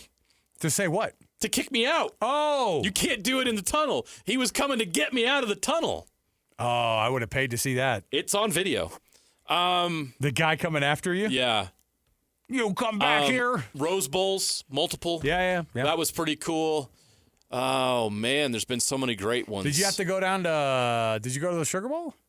No, that was so Tom Kirkland went down to the Super Bowl in Sugar Bowl. TK. I did the highlights, which was fun for me it was early on, it was 2008. So you're like, okay, he's down there doing this. I get to jump in front of the camera. I got to do the highlights of the Sugar Bowl on KSL. That was nice. That was fun for me at that point in my career. I think we're at about 6. So is that it? I mean, there's so many. I'm making you pare them down. Gosh dang, what am I missing? I'm just taking it and making you really put me on the spot. Yeah. I mean, how many Vegas Bowls did I do? Throw that in there. The Vegas Bowl.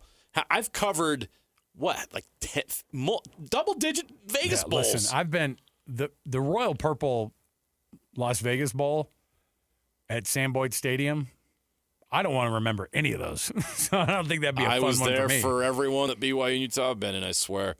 So I think I can't think of any more.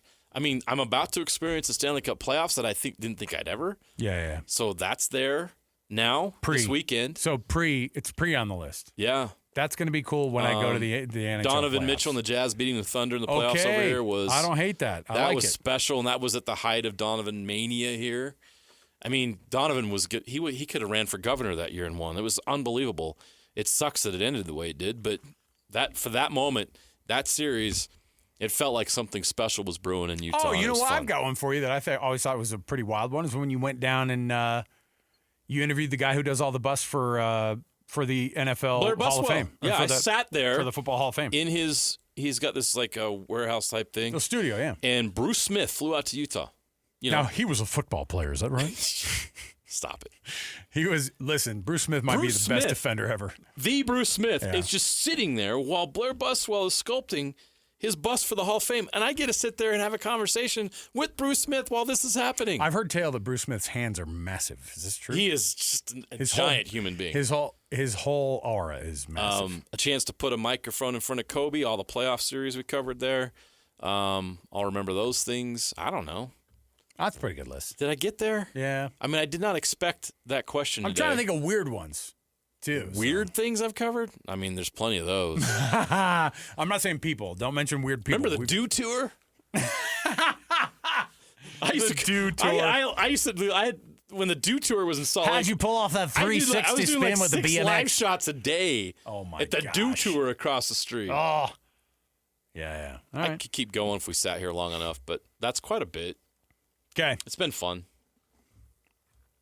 Hey, Beehive Meals, of course, the sponsor of the Beehive Meals Hero of the Week program. How does it work? Well, you go to KSLSports.com/contests, and you listen every Thursday afternoon where we pick a winner. And the Beehive Meals Hero of the Week gets $250, courtesy of Beehive Meals. And we give them a shout. We give them a shout out, not just over the air, but also on our social media pages here for KSL Sports. And we just love being able to honor those youth sports volunteers. You can do the same thing by nominating someone today at KSLSports.com/contests. And then we'll read a winner off every week. All right. We'll take a break. We'll come back. Steve Bartle, our Ute insider for KSLSports.com, going to join us right around the corner. So stay here, 97.5 the KSL Sports Zone. Accessing. When TV and radio collide. Love it. This is what you get. You're listening to JJ and Alex. Don't touch that dial. On 97.5, the KSL Sports Zone. All right, everybody, welcome on into the program. JJ and Alex, 97.5 the KSL Sports Zone. Thanks for listening to the show today, as always. Joining us in one moment is our Utah Utes insider, Steve Bartle, going to give us some insights on how progress has gone up on the hill for the Utes and their spring practices.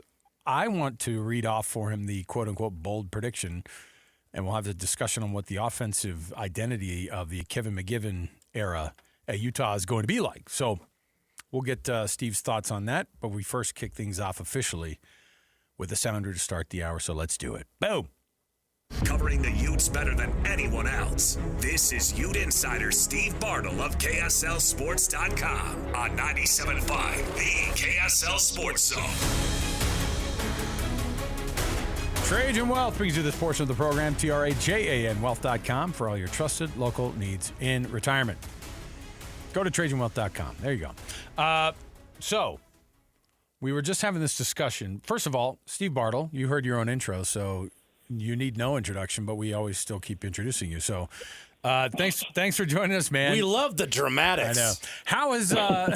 How has practice been shaping up? Because at some point it becomes routine. Some of the player availabilities and all that stuff. It just kind of ends up finding a little bit of a rhythm in the spring, and it's pretty short lived. But you have to try to learn a lot about a new regime in a pretty short amount of time. And what's been the thing that has stood out to you about the coaching staff now that it's made the changeover versus just the players? Because we focus on those guys, but I want to know what the feeling has been like with all the coaches you were able to intersect with now that Morgan is top of the spear, man. Yeah, it's been there's been a lot to learn about Utah football this spring, and the coaching staff is definitely a significant part of that. And to start at the top with Morgan Scally, it's been interesting to get a feel for how he's going to operate as a head coach, and watching him this spring, and man, we got a lot of opportunity to be up at practice this year compared to previous years. Watching Scally, he was, he obviously knew when he needed to speak up and get on guys, but he allowed the other coaches to coach, and it wasn't overwhelming. And in that where we've watched him for the last couple of years as the defensive coordinator, and you often, he's one of the loudest guys at practice, getting on his guys and that. But we didn't get a lot of that this year, which was interesting. And then, from there, I thought Colton Swan gradually, I just said that, Scally was one of the loudest guys in practice, previous years. And over the span of 5 weeks, I'm pretty sure if you could have averaged the decibel level of Swan's voice over those 5 weeks, that it would have incrementally increased each and every week. Just him becoming more vocal and kind of finding his footing and finding his voice as a defensive coordinator, I thought was interesting to follow that throughout spring. And then with Kevin McGivern, he's kind of the quiet guy. But each of these guys, watching them interact, there's an interesting camaraderie between the entire staff. I think this is a group that is really excited to be at Utah, to be working together, and I think it's a group that really fits well with Morgan Scally and what he's trying to build at Utah. So Shehan Jayaraju, who's a friend of the program, great writer for CBS Sports, just published his Big 12 bold predictions for 2026, and we did a segment on it previously. That's why I'm bringing it up here. But I wanted to get your take on what he said about Utah. I got it right here. He talked about the passing attack, and his bold prediction is the passing offense will rank in the Big 12's bottom 3. Now, I pulled up the stats. They were 11th last year in passing, so it's not that big of a difference. But agree or disagree with that? And what do you think this passing game needs to do for this offense to take off in 2026? Yeah, excited to actually talk to Shehan about that next week on my podcast. So we'll be doing that for sure. Because it was interesting reading that and seeing what we've seen the last 5 weeks up at practice.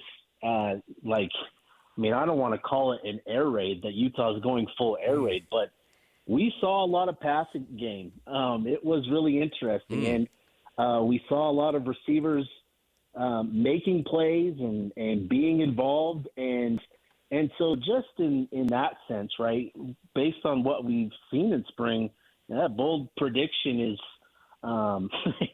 really, really bold, if you want to put it that way, I guess. We saw again, a lot of really good things with the quarterback position, with the wide receiver position.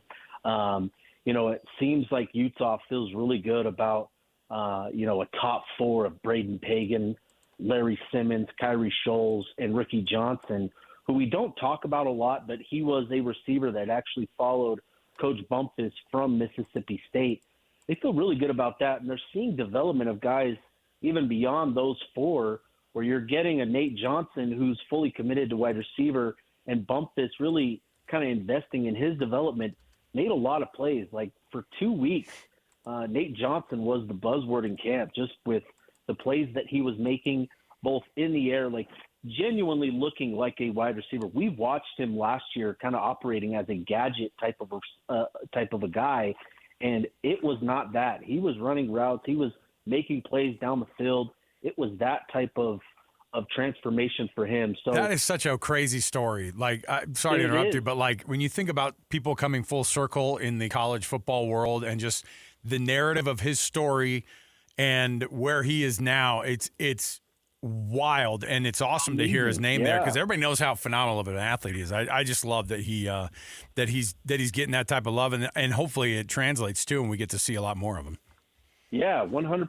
It is genuinely it caught all of us by surprise watching him consistently make plays when we were up there. So, just based on that, it'll be a lot of fun to talk to Shehan next week about his bold prediction. Well, to build on that, Devin Dampier last year, 2,490 yards, 24 touchdowns, just 5 interceptions, a QBR of 84.4. What what can he do? What's the next level for Devin Dampier as a senior at Utah at quarterback?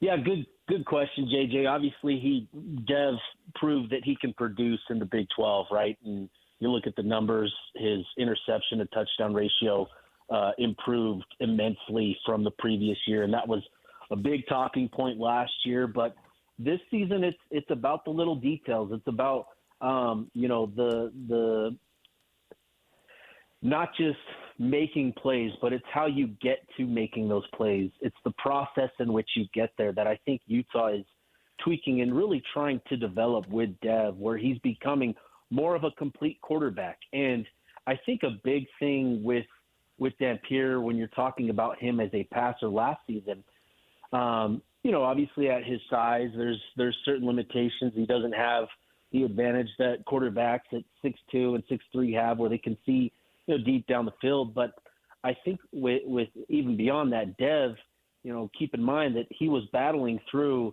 2 sports hernias that he had surgery on after the season, and those limited his ability to push the ball downfield with consistent velocity. And so I think that's been something that we've seen in spring ball, where it does look better coming off of his hand when he makes those deep throws. And I think that's an area, when you're talking about just pure production, where Dev definitely needs to improve on those throws of 20-plus yards.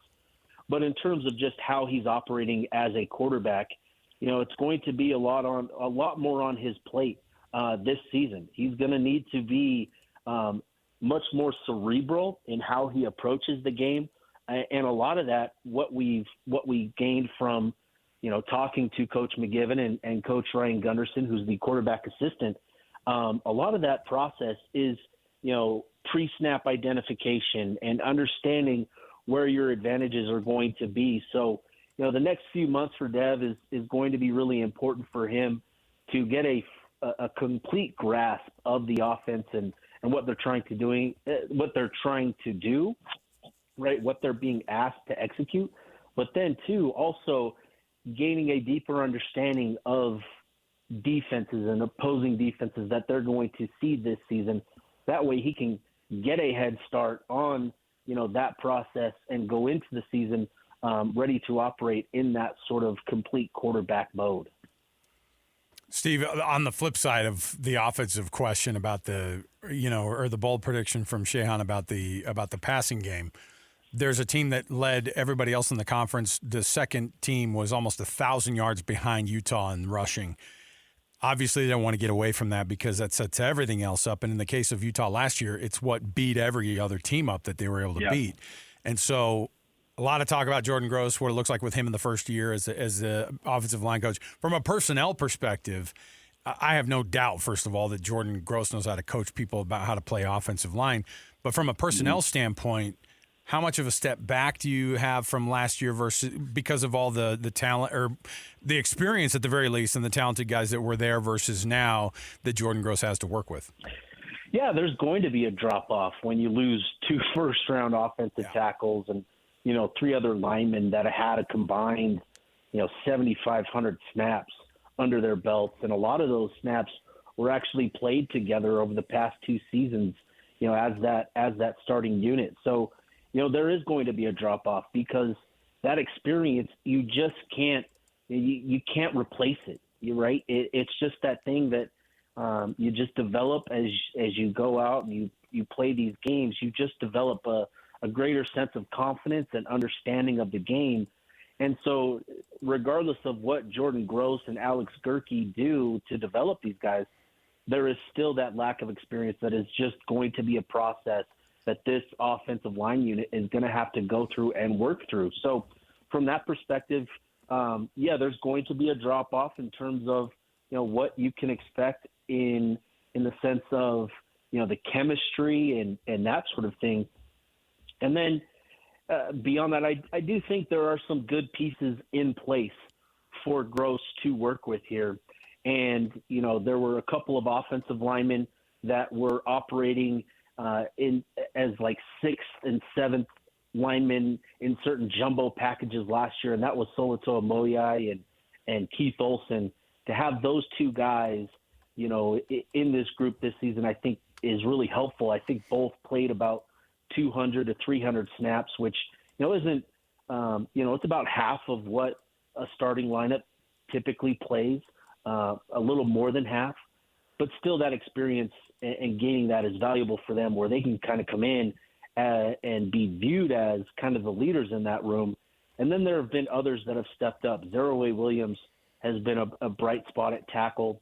And then, Ike Garcia, the former Corner Canyon standout, unfortunately, he's battled through injuries the last 2 seasons. Finally, was back on the field this spring, and, it was a process for him.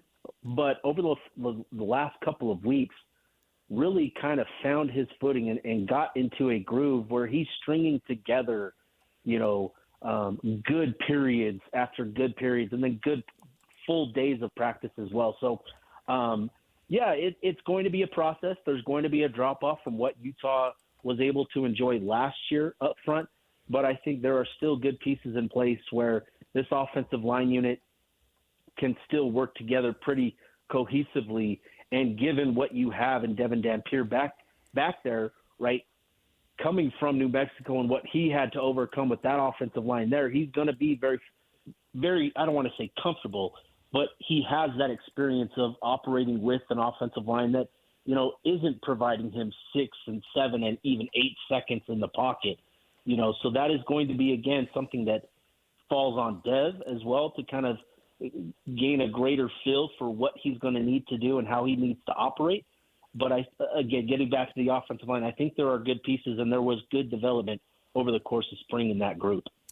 Semi Talonga has gone viral recently, and we saw him last year, so it's really not a surprise to people that follow Utah closely. But, of course, we know how social media goes. Like, oh, wow, this guy's huge, and he's catching passes. But it is quite a thing that Utah has there. What do we make of this Rhino roll, and how much could they use it next season? Yeah, I think it's going to be interesting to get a better feel for what that is going to look like next season. He does look faster. He does look faster this year, by the way. 20 yards, dude. That's a pretty good game for a big man. Absolutely. So it'll be interesting, right? I think that Rhino roll has been something that Utah really embraced under Andy Ludwig when they brought in Logan Kendall from Idaho, and then continued to utilize other defensive linemen in that role, Mickey Suguturaga. That was something that was born under Andy Ludwig and has continued, last season under Coach Beck. And I think Coach McGiven, just kind of given his first exposure to this role and to these guys, I think, he talked about it on Wednesday that he was really impressed with what they were able to do, what they're capable of doing. And, it may not be to the same extent that we see these guys utilized. Speaking of Semi Talonga and Sione Motuapuaka, but I still think these guys will be involved. These guys are still key pieces to the run game. And as we've seen, right, Semi is pretty comfortable, stepping up and making plays in the passing game when he needs to. So I think it is something where I don't necessarily expect the same sort of usage, but I do think it is something that Kevin McGiven is going to utilize this season. Just don't know for sure because it's not something that he's used in the past. So there's going to be a meeting in the middle with that, and I think it's still going to be something that we see next season.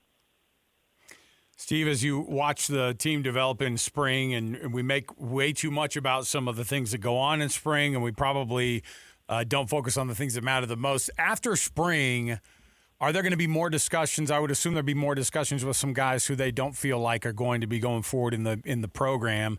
And that's kind of become a new weird wrinkle, too, for these coaches where – But from what we've heard, too, the roster paring down is not going to be enforced like it has been in the past. Or how is that going to work with the new round of guys hitting the transfer portal and trying to make sure your numbers are at a certain place? Well, I don't think we have a spring portal window this year. I think that's a thing of the past. Oh, they do. Yeah, eliminated. So then what do you do with the guys? Don't have to worry about it. You have the conversation with the guys. They're just not coming back in the fall. Those are the conversations with guys that don't fit on the team anymore. You have those conversations now, in after December. the season and in the winter portal window. That's when you have those conversations. What does it look like with, the way that the team is set up and the way that this offense is set up, to where you see that Kevin McGivern has, one of the things that Shehan pointed out, he said this offense under Kevin McGivern has had so many different types of offenses, he doesn't know really what he wants to do all the time. You said it looks a little bit more like it's that traditional spread, and maybe not to go as far as the air raid, but is he a guy that could give the Utes a 3,000-yard rushing season as the offensive coordinator, or do you think he goes, I don't love that, I want to be able to get the ball in the air more? Yeah, no, I think when you look at McGivern's, history, he's had, top 10 passing offenses at San Jose State. He's also had, I can't remember exactly where, but there was a rushing attack one of those years at San Jose State that was among the best in the country as well. So he's talked about it and adapting to your personnel. And I think there is, a good marriage between what McGivern brings to the table with, the passing game, but then too, what Utah is bringing to the table with the offensive line and the guys that have been in that room and are expected to step up, the running backs you have in Wayshawn Parker and Daniel Bray. And we just talked about that Rhino role and how important that is for the running game as well. So there is going to be this sort of marriage of, what Utah brings to the table with the rushing attack and the history there and the tradition there with McGivern and his experience, and what he's been able to do with the quarterback position, the passing game. So I think there is going to be, quite a bit of both where we see these spread formations, we see these jumbo packages still, and just kind of finding that balance. And that's something that I think is going to be really important. We've seen a lot of passing game this spring, but that doesn't necessarily mean that that's going to be the offense and that's it, right? Like, there's still a lot of practice that we haven't been able to watch. And so, I just think with what you have in Wayshawn and Daniel Bray, and even beyond those guys, you still want to get them involved. You still want them to be effective in the run game and to find that balance. And with Dev and with Bird, that also is going to continue to be a thing in this offense as well. So, you're still striving for balance between the passing game and the run game. I just think it's going to be really interesting to see what that looks like compared to the offensive formations and schemes and personnels that we've seen, in recent history at Utah, where it has been so tight end heavy and more tailored to the run game. I think it's still going to be balanced, but just more of an embracement of the spread stuff. If it ain't broke, run for 3,000 yards again. Like, come on. There's a little bit of that, too, where you go, hey, you've got all this talent. Don't screw it up by making it too weird. So, Steve Bartle, Ute Insider, looking forward to the Ute Blockcast because of the arrival of Shehan Jeyarajah. We'll be up to date. We'll pop the popcorn. Dude, that'll be fun. We're gonna listen to that one. You just as you turn up the heat and you put the lamp and you point the lamp at him and you go, what were you talking about? Steve, as always, thanks, man, for joining us. We appreciate it. We'll talk to you again. Okay, sounds good, fellas. Appreciate you guys. There you go. Steve Bartle. Now, Shehan can handle himself. Shehan's fine. And he's nice. And they're going to have a great conversation. I know. He's not going to come in there it's a great, guns blazing. I love what Shehan wrote because, A, it generates conversation like we've had today. B, it's not insane to think that. It doesn't preclude them from being successful, by the way. It doesn't mean Utah can't win a lot with that. Exactly. We just made that point. They were 11th in the conference last year in passing yards and still finished 10-2 and ran for over 3,000 yards. They dominated on the ground. There's other ways to win than airing it out, and it's hard to believe that in 2026, but it is true. Now, I do think that there's going to be more balance this year, but Shehan's point is, like, if Utah fans are mad about that, then I step back and think about it for a second and think about, hey, that's not all that bad. So I do think they will exceed that. They're not going to be bottom three, but if they were and they run the ball that effectively, not the end of the world. Quick bold prediction. the two leading receivers next year, Nate Johnson and Semi Tawalanga. just for fun. Semi will lead in yards after catch. Oh. He's going to have a lot of yak next year. But it would have been more if he didn't run out of bounds just to catch a breath of air. Go, Right. I got to get out of bounds first. Hold on. All right. It's awesome to watch him on those It's videos. pretty cool. The 60 frames per second, though, does make it look like he runs a 4.8 or a 4.7. Yeah. Maybe he does. All right. We'll take a break. We'll come back. We've got the NFL Blitz next. Stay here, 97.5 EKSL Sports Zone. All the latest news and notes from the league and the locals in the NFL. JJ and Alex bring you the NFL Blitz on 97.5, the KSL Sports Zone. All right, everybody. That's Sam Spence music, of course. Means that we're going to be talking some NFL here. NFL Blitz. I'll start actually at the bottom here, the one I was looking at, because I thought it was pretty fascinating. The league's already said they're just moving it in the direction of, hey, by the way, everybody, just expect they're going to go to 18 games. Now, all that will require a vote and all those things, but in the end, the Players Association is going to represent the players, and the players are like, yeah, we'll play another game, especially if you're going to pay us another paycheck, which is how it would work. Right. And Money's got to go up. You're going to keep seeing that salary cap floor and ceiling rise. And you're going to be seeing a lot of teams spending a lot of money, and you're going to be seeing these players playing 18 games pretty soon. Joe Flacco, who, if you thought to yourself, oh, is he the new president of the Players Association? No, he's still playing the league. Old man Flacco. Oh, yeah, that's a good guy. He played not that long ago. Still in the league. Who was it they signed him to? Was it the Bengals? Yeah, he's with the Bengals. That's awesome. It is. Because no one wants him to be in because they want Joe Burrow to be healthy and playing. But if he does come in, he'll be a freaking hero. And knowing Joe Burrow's history, Joe Flacco will play downs next year. And you know what's going to happen? I don't know what his contract is. I can't imagine it's less than $10 million, though, for the year. Somebody get on that. Look and see what Flacco is going to make in this one-year deal that they just made. No, but what he has said was, what are we doing here? Now, he himself has played 209 games in his career, got a Super Bowl ring to prove his worth, and 18 NFL seasons later, he wonders why we're going to the 18-game season and where it will stop. You've got to stop at some point. That's a quote from Flacco.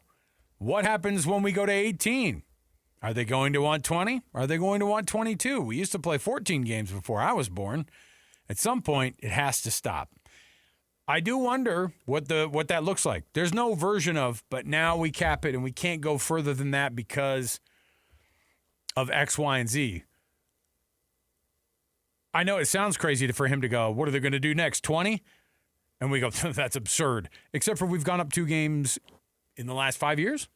Right. And It's all pretty recent. And so I wonder the same thing if they're going to go to 20 or if they're going to go to 22 or how that works in the future. If it makes them money, they'll do it.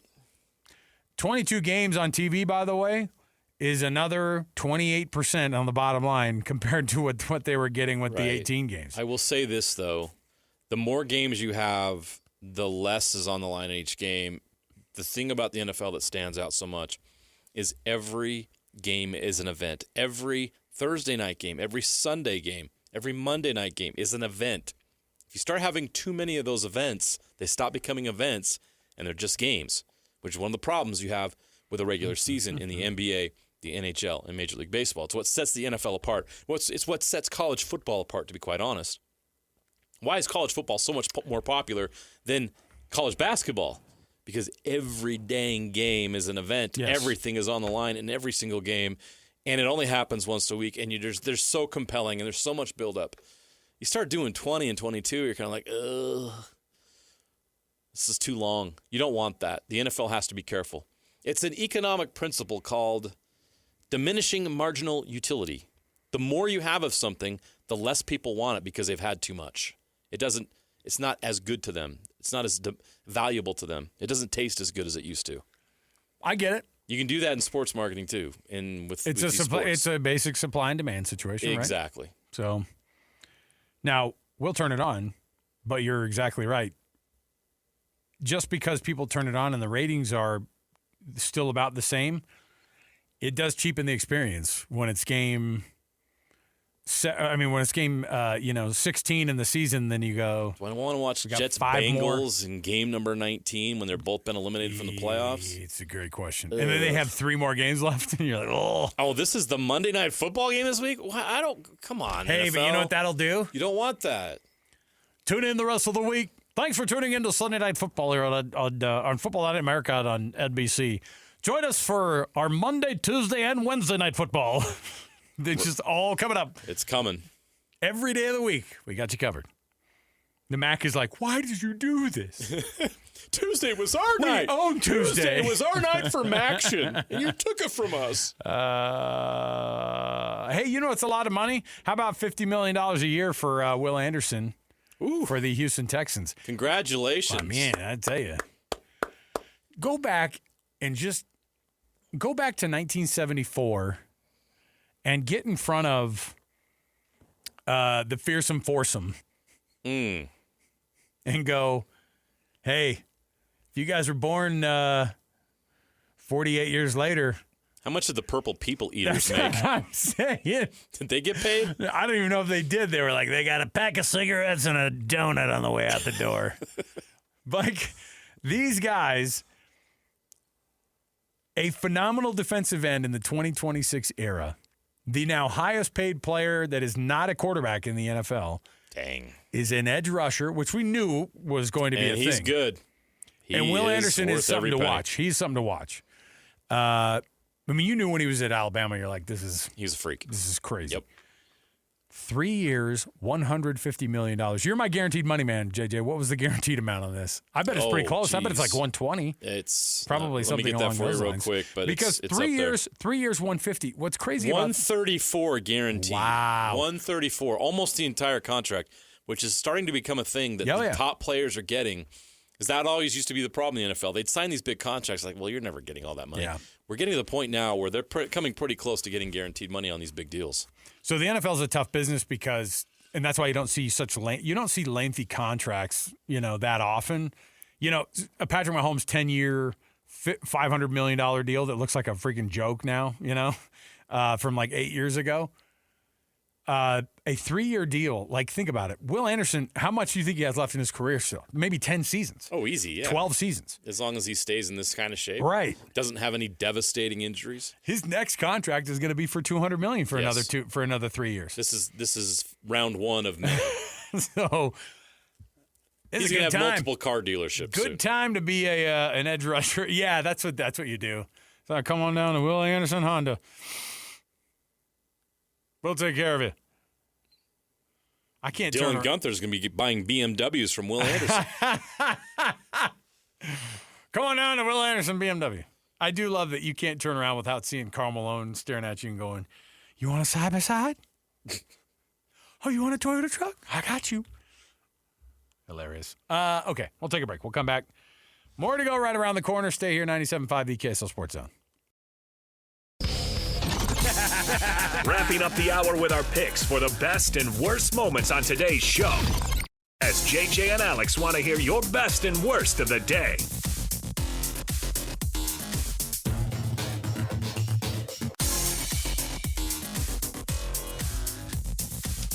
Welcome back, everybody. JJ and Alex, 97.5 the KSL Sports Zone. Happy Friday afternoon to you. Clear out before we hit the roadways, would you, everybody? Jeez. Just would love to hit the road at some point without there being a weird, dumb accident on a Friday. Nah, I'm joking. It's a tradition, I know. unlike any other. The commute in Utah. I do love the, and there was another road rage shooting, by the way, yesterday in Utah. There was? Yeah. Oh, my gosh. So I had this funny thing happen yesterday. I was coming down Beck Street, Mm-hmm. When you come off of I-15 North and you get onto Beck Street, it's a whiplash situation because you're going from like 70 on the freeway. 70. He goes 70 on the freeway. I only said that because there's an off-ramp. Right. And it gets a pretty sharp turn off of there. It does. Got to get down to 67 sometimes. No, but you come off of there, and then you're next to the freeway on this frontage road for like a mile. And all the traffic next to you on I-15 is right there, and you're like, I'm still going as fast as they are. It's fine. And then you go into that little bridge there on Beck Street, and as soon as you get there, you got a couple of Salt Lake City police motorcycle officers. They're right? They're waiting for you. Those freaking guys. If they have boots on, they're making money for the city. Don't make a mistake. All right. And I had luckily slowed down because there was a few days that they've been doing this, and they had the little radar gun they're doing the shooting thing on. But a guy had gotten right in front of. He was upset about something that I had done, which was getting off the freeway, and he felt like I was going too slow. And I was like, this guy needs to realize the reason I'm going too slow. Paid off today. Oh, you got him. He got so mad. He got in front of me, and he brake checked me, and then he sped off. They went right after. But it wasn't just that. I think that the brake check thing. Oh, karma. They both went for him. Oh, wow. I think they both went to him because they were like, this was some reckless crap here. Dang. Dude. I was like, good. You don't see it that often. Every once in a while, you see something like that. And that was Alex, thank you for obeying the law. That was I know. It was only because I'd been threatened. That's why they do these things. So that Annapolis and I, when we're coming from the north there. Yeah. And my brain is weird because it's a crapshoot on whether or not I take 6 north or it has nothing to do with anything. It's just where my brain is at that moment. And so Beck Street, 6 north, whatever it is, I take them whenever. Anyway, best and worst. I did want to include something from the NFL. It's kind of a best for me, actually, because it was kind of a fun story. Kind of a fun story of fraud and hilarity of people being charged with felonies and probably going to jail for a long, long time. Okay. So this former defensive end from Alabama, this is the kind of stuff that Nick Saban's like, when they go out into the world, I want them to exude just what manlyhood and look, I'm not putting that on. When you think of Georgia graduates in the football program, you don't think about what they've accomplished in the world. Right. In Alabama either. We don't go, right. Come on. So this former Alabama defensive end was going into banks. I'm not saying like at the cashier. I'm saying he would secure massive loans. Oh, no. Acting like players in the NFL. Using fake IDs, wigs, fake mustaches. That's my favorite part. All right, Luther Davis. Oh, Luther. Pretended to be Michael Penix Jr., oh, my God. David Njoku, and Xavier McKinney, according to reports. Unbelievable. I just love the idea of, Mr. Penix, about that $4 million loan you were wanting to secure for that hot dog stand. The banker's a big NFL Excuse fan. you? He's like, wait a minute. You signed that document with your right hand. Michael Penix Jr. is left-handed. I know. You're not Michael J. Penix. Hey, how's your 4th ACL surgery going? Oh, good. It was only 3.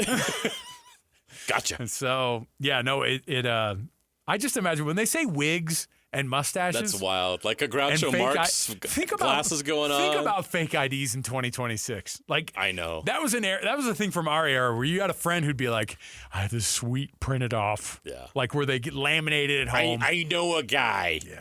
Yeah. Sure you do. Hey, last few minutes of the program here of this hour, we wanted to make mention. I wanted to make mention of a massive change that you're going to hear on your radio this time of the day on Monday. I just wanted to take a minute, and we only have a minute, and I didn't want to do much more than this because obviously it means more off the air for us to be able to talk to each other about this. But this is my last show on this station. It's the last show of JJ and Alex, and I will be taking another opportunity somewhere else. JJ is still in the building and still doing television. I will also still be in the building, and I will still be doing radio. But none of that matters because I wanted to make sure and mention Alex Annapolis, our producer, who is a guy that is – I wish people could see the work that he does. I wish people could see how much this guy knows JJ and I and does a phenomenal job of prepping these shows for us every day, understanding our weirdness and our ins and outs of our personalities. Annapolis, you are going to be behind that glass going forward during different times of the day. And I'm glad And I hope at some point, too, that everybody realizes how talented you are without us just making jokes about soccer every day and going through. You've been a massive part of what this show has meant. The best version of this time slot of this show has been with you behind that glass. And, JJ, this is the funnest time in sports radio that I've ever had. I've been able to do it for the last 8 years. It's a ton of fun with you. We knew each other before, but we didn't. We walked past each other for, 16 years, giving like, hey, how you doing?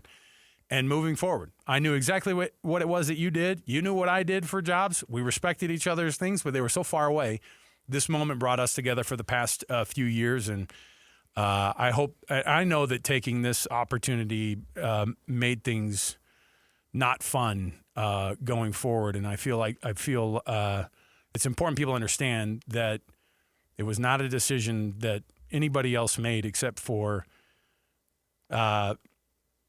me making this move made it hard. And I see the people that are impacted by it. And while I know how sad that feels, at the same time, it's been awesome to be able to do this show with you guys. And so it's a 3-man show. As soon as Napolis came in and we told them, we said, hey, it's a 3-man this is show. The group. You know what I mean? Nobody matters outside of this. Not the Blue Man Group. This is the group. So just the group. As things change, the good news is we get to see each other quite often still, I hope.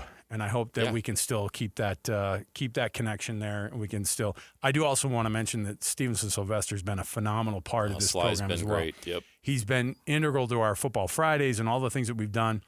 All our fill-in co-hosts and all those people who've meant a lot to the show.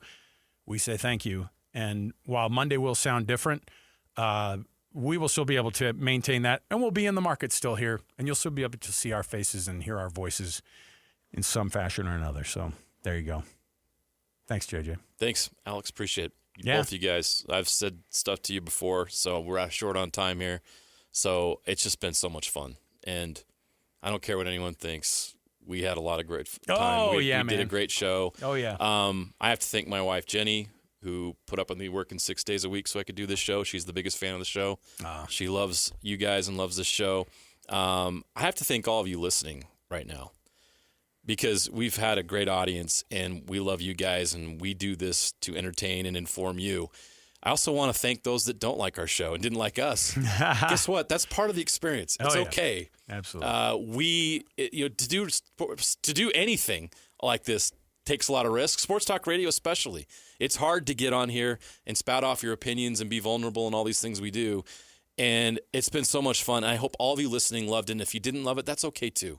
We appreciate all of you. Thank you for giving us this opportunity to do something that basically is like a bucket list thing. Yeah. It's a special thing to be able to do this.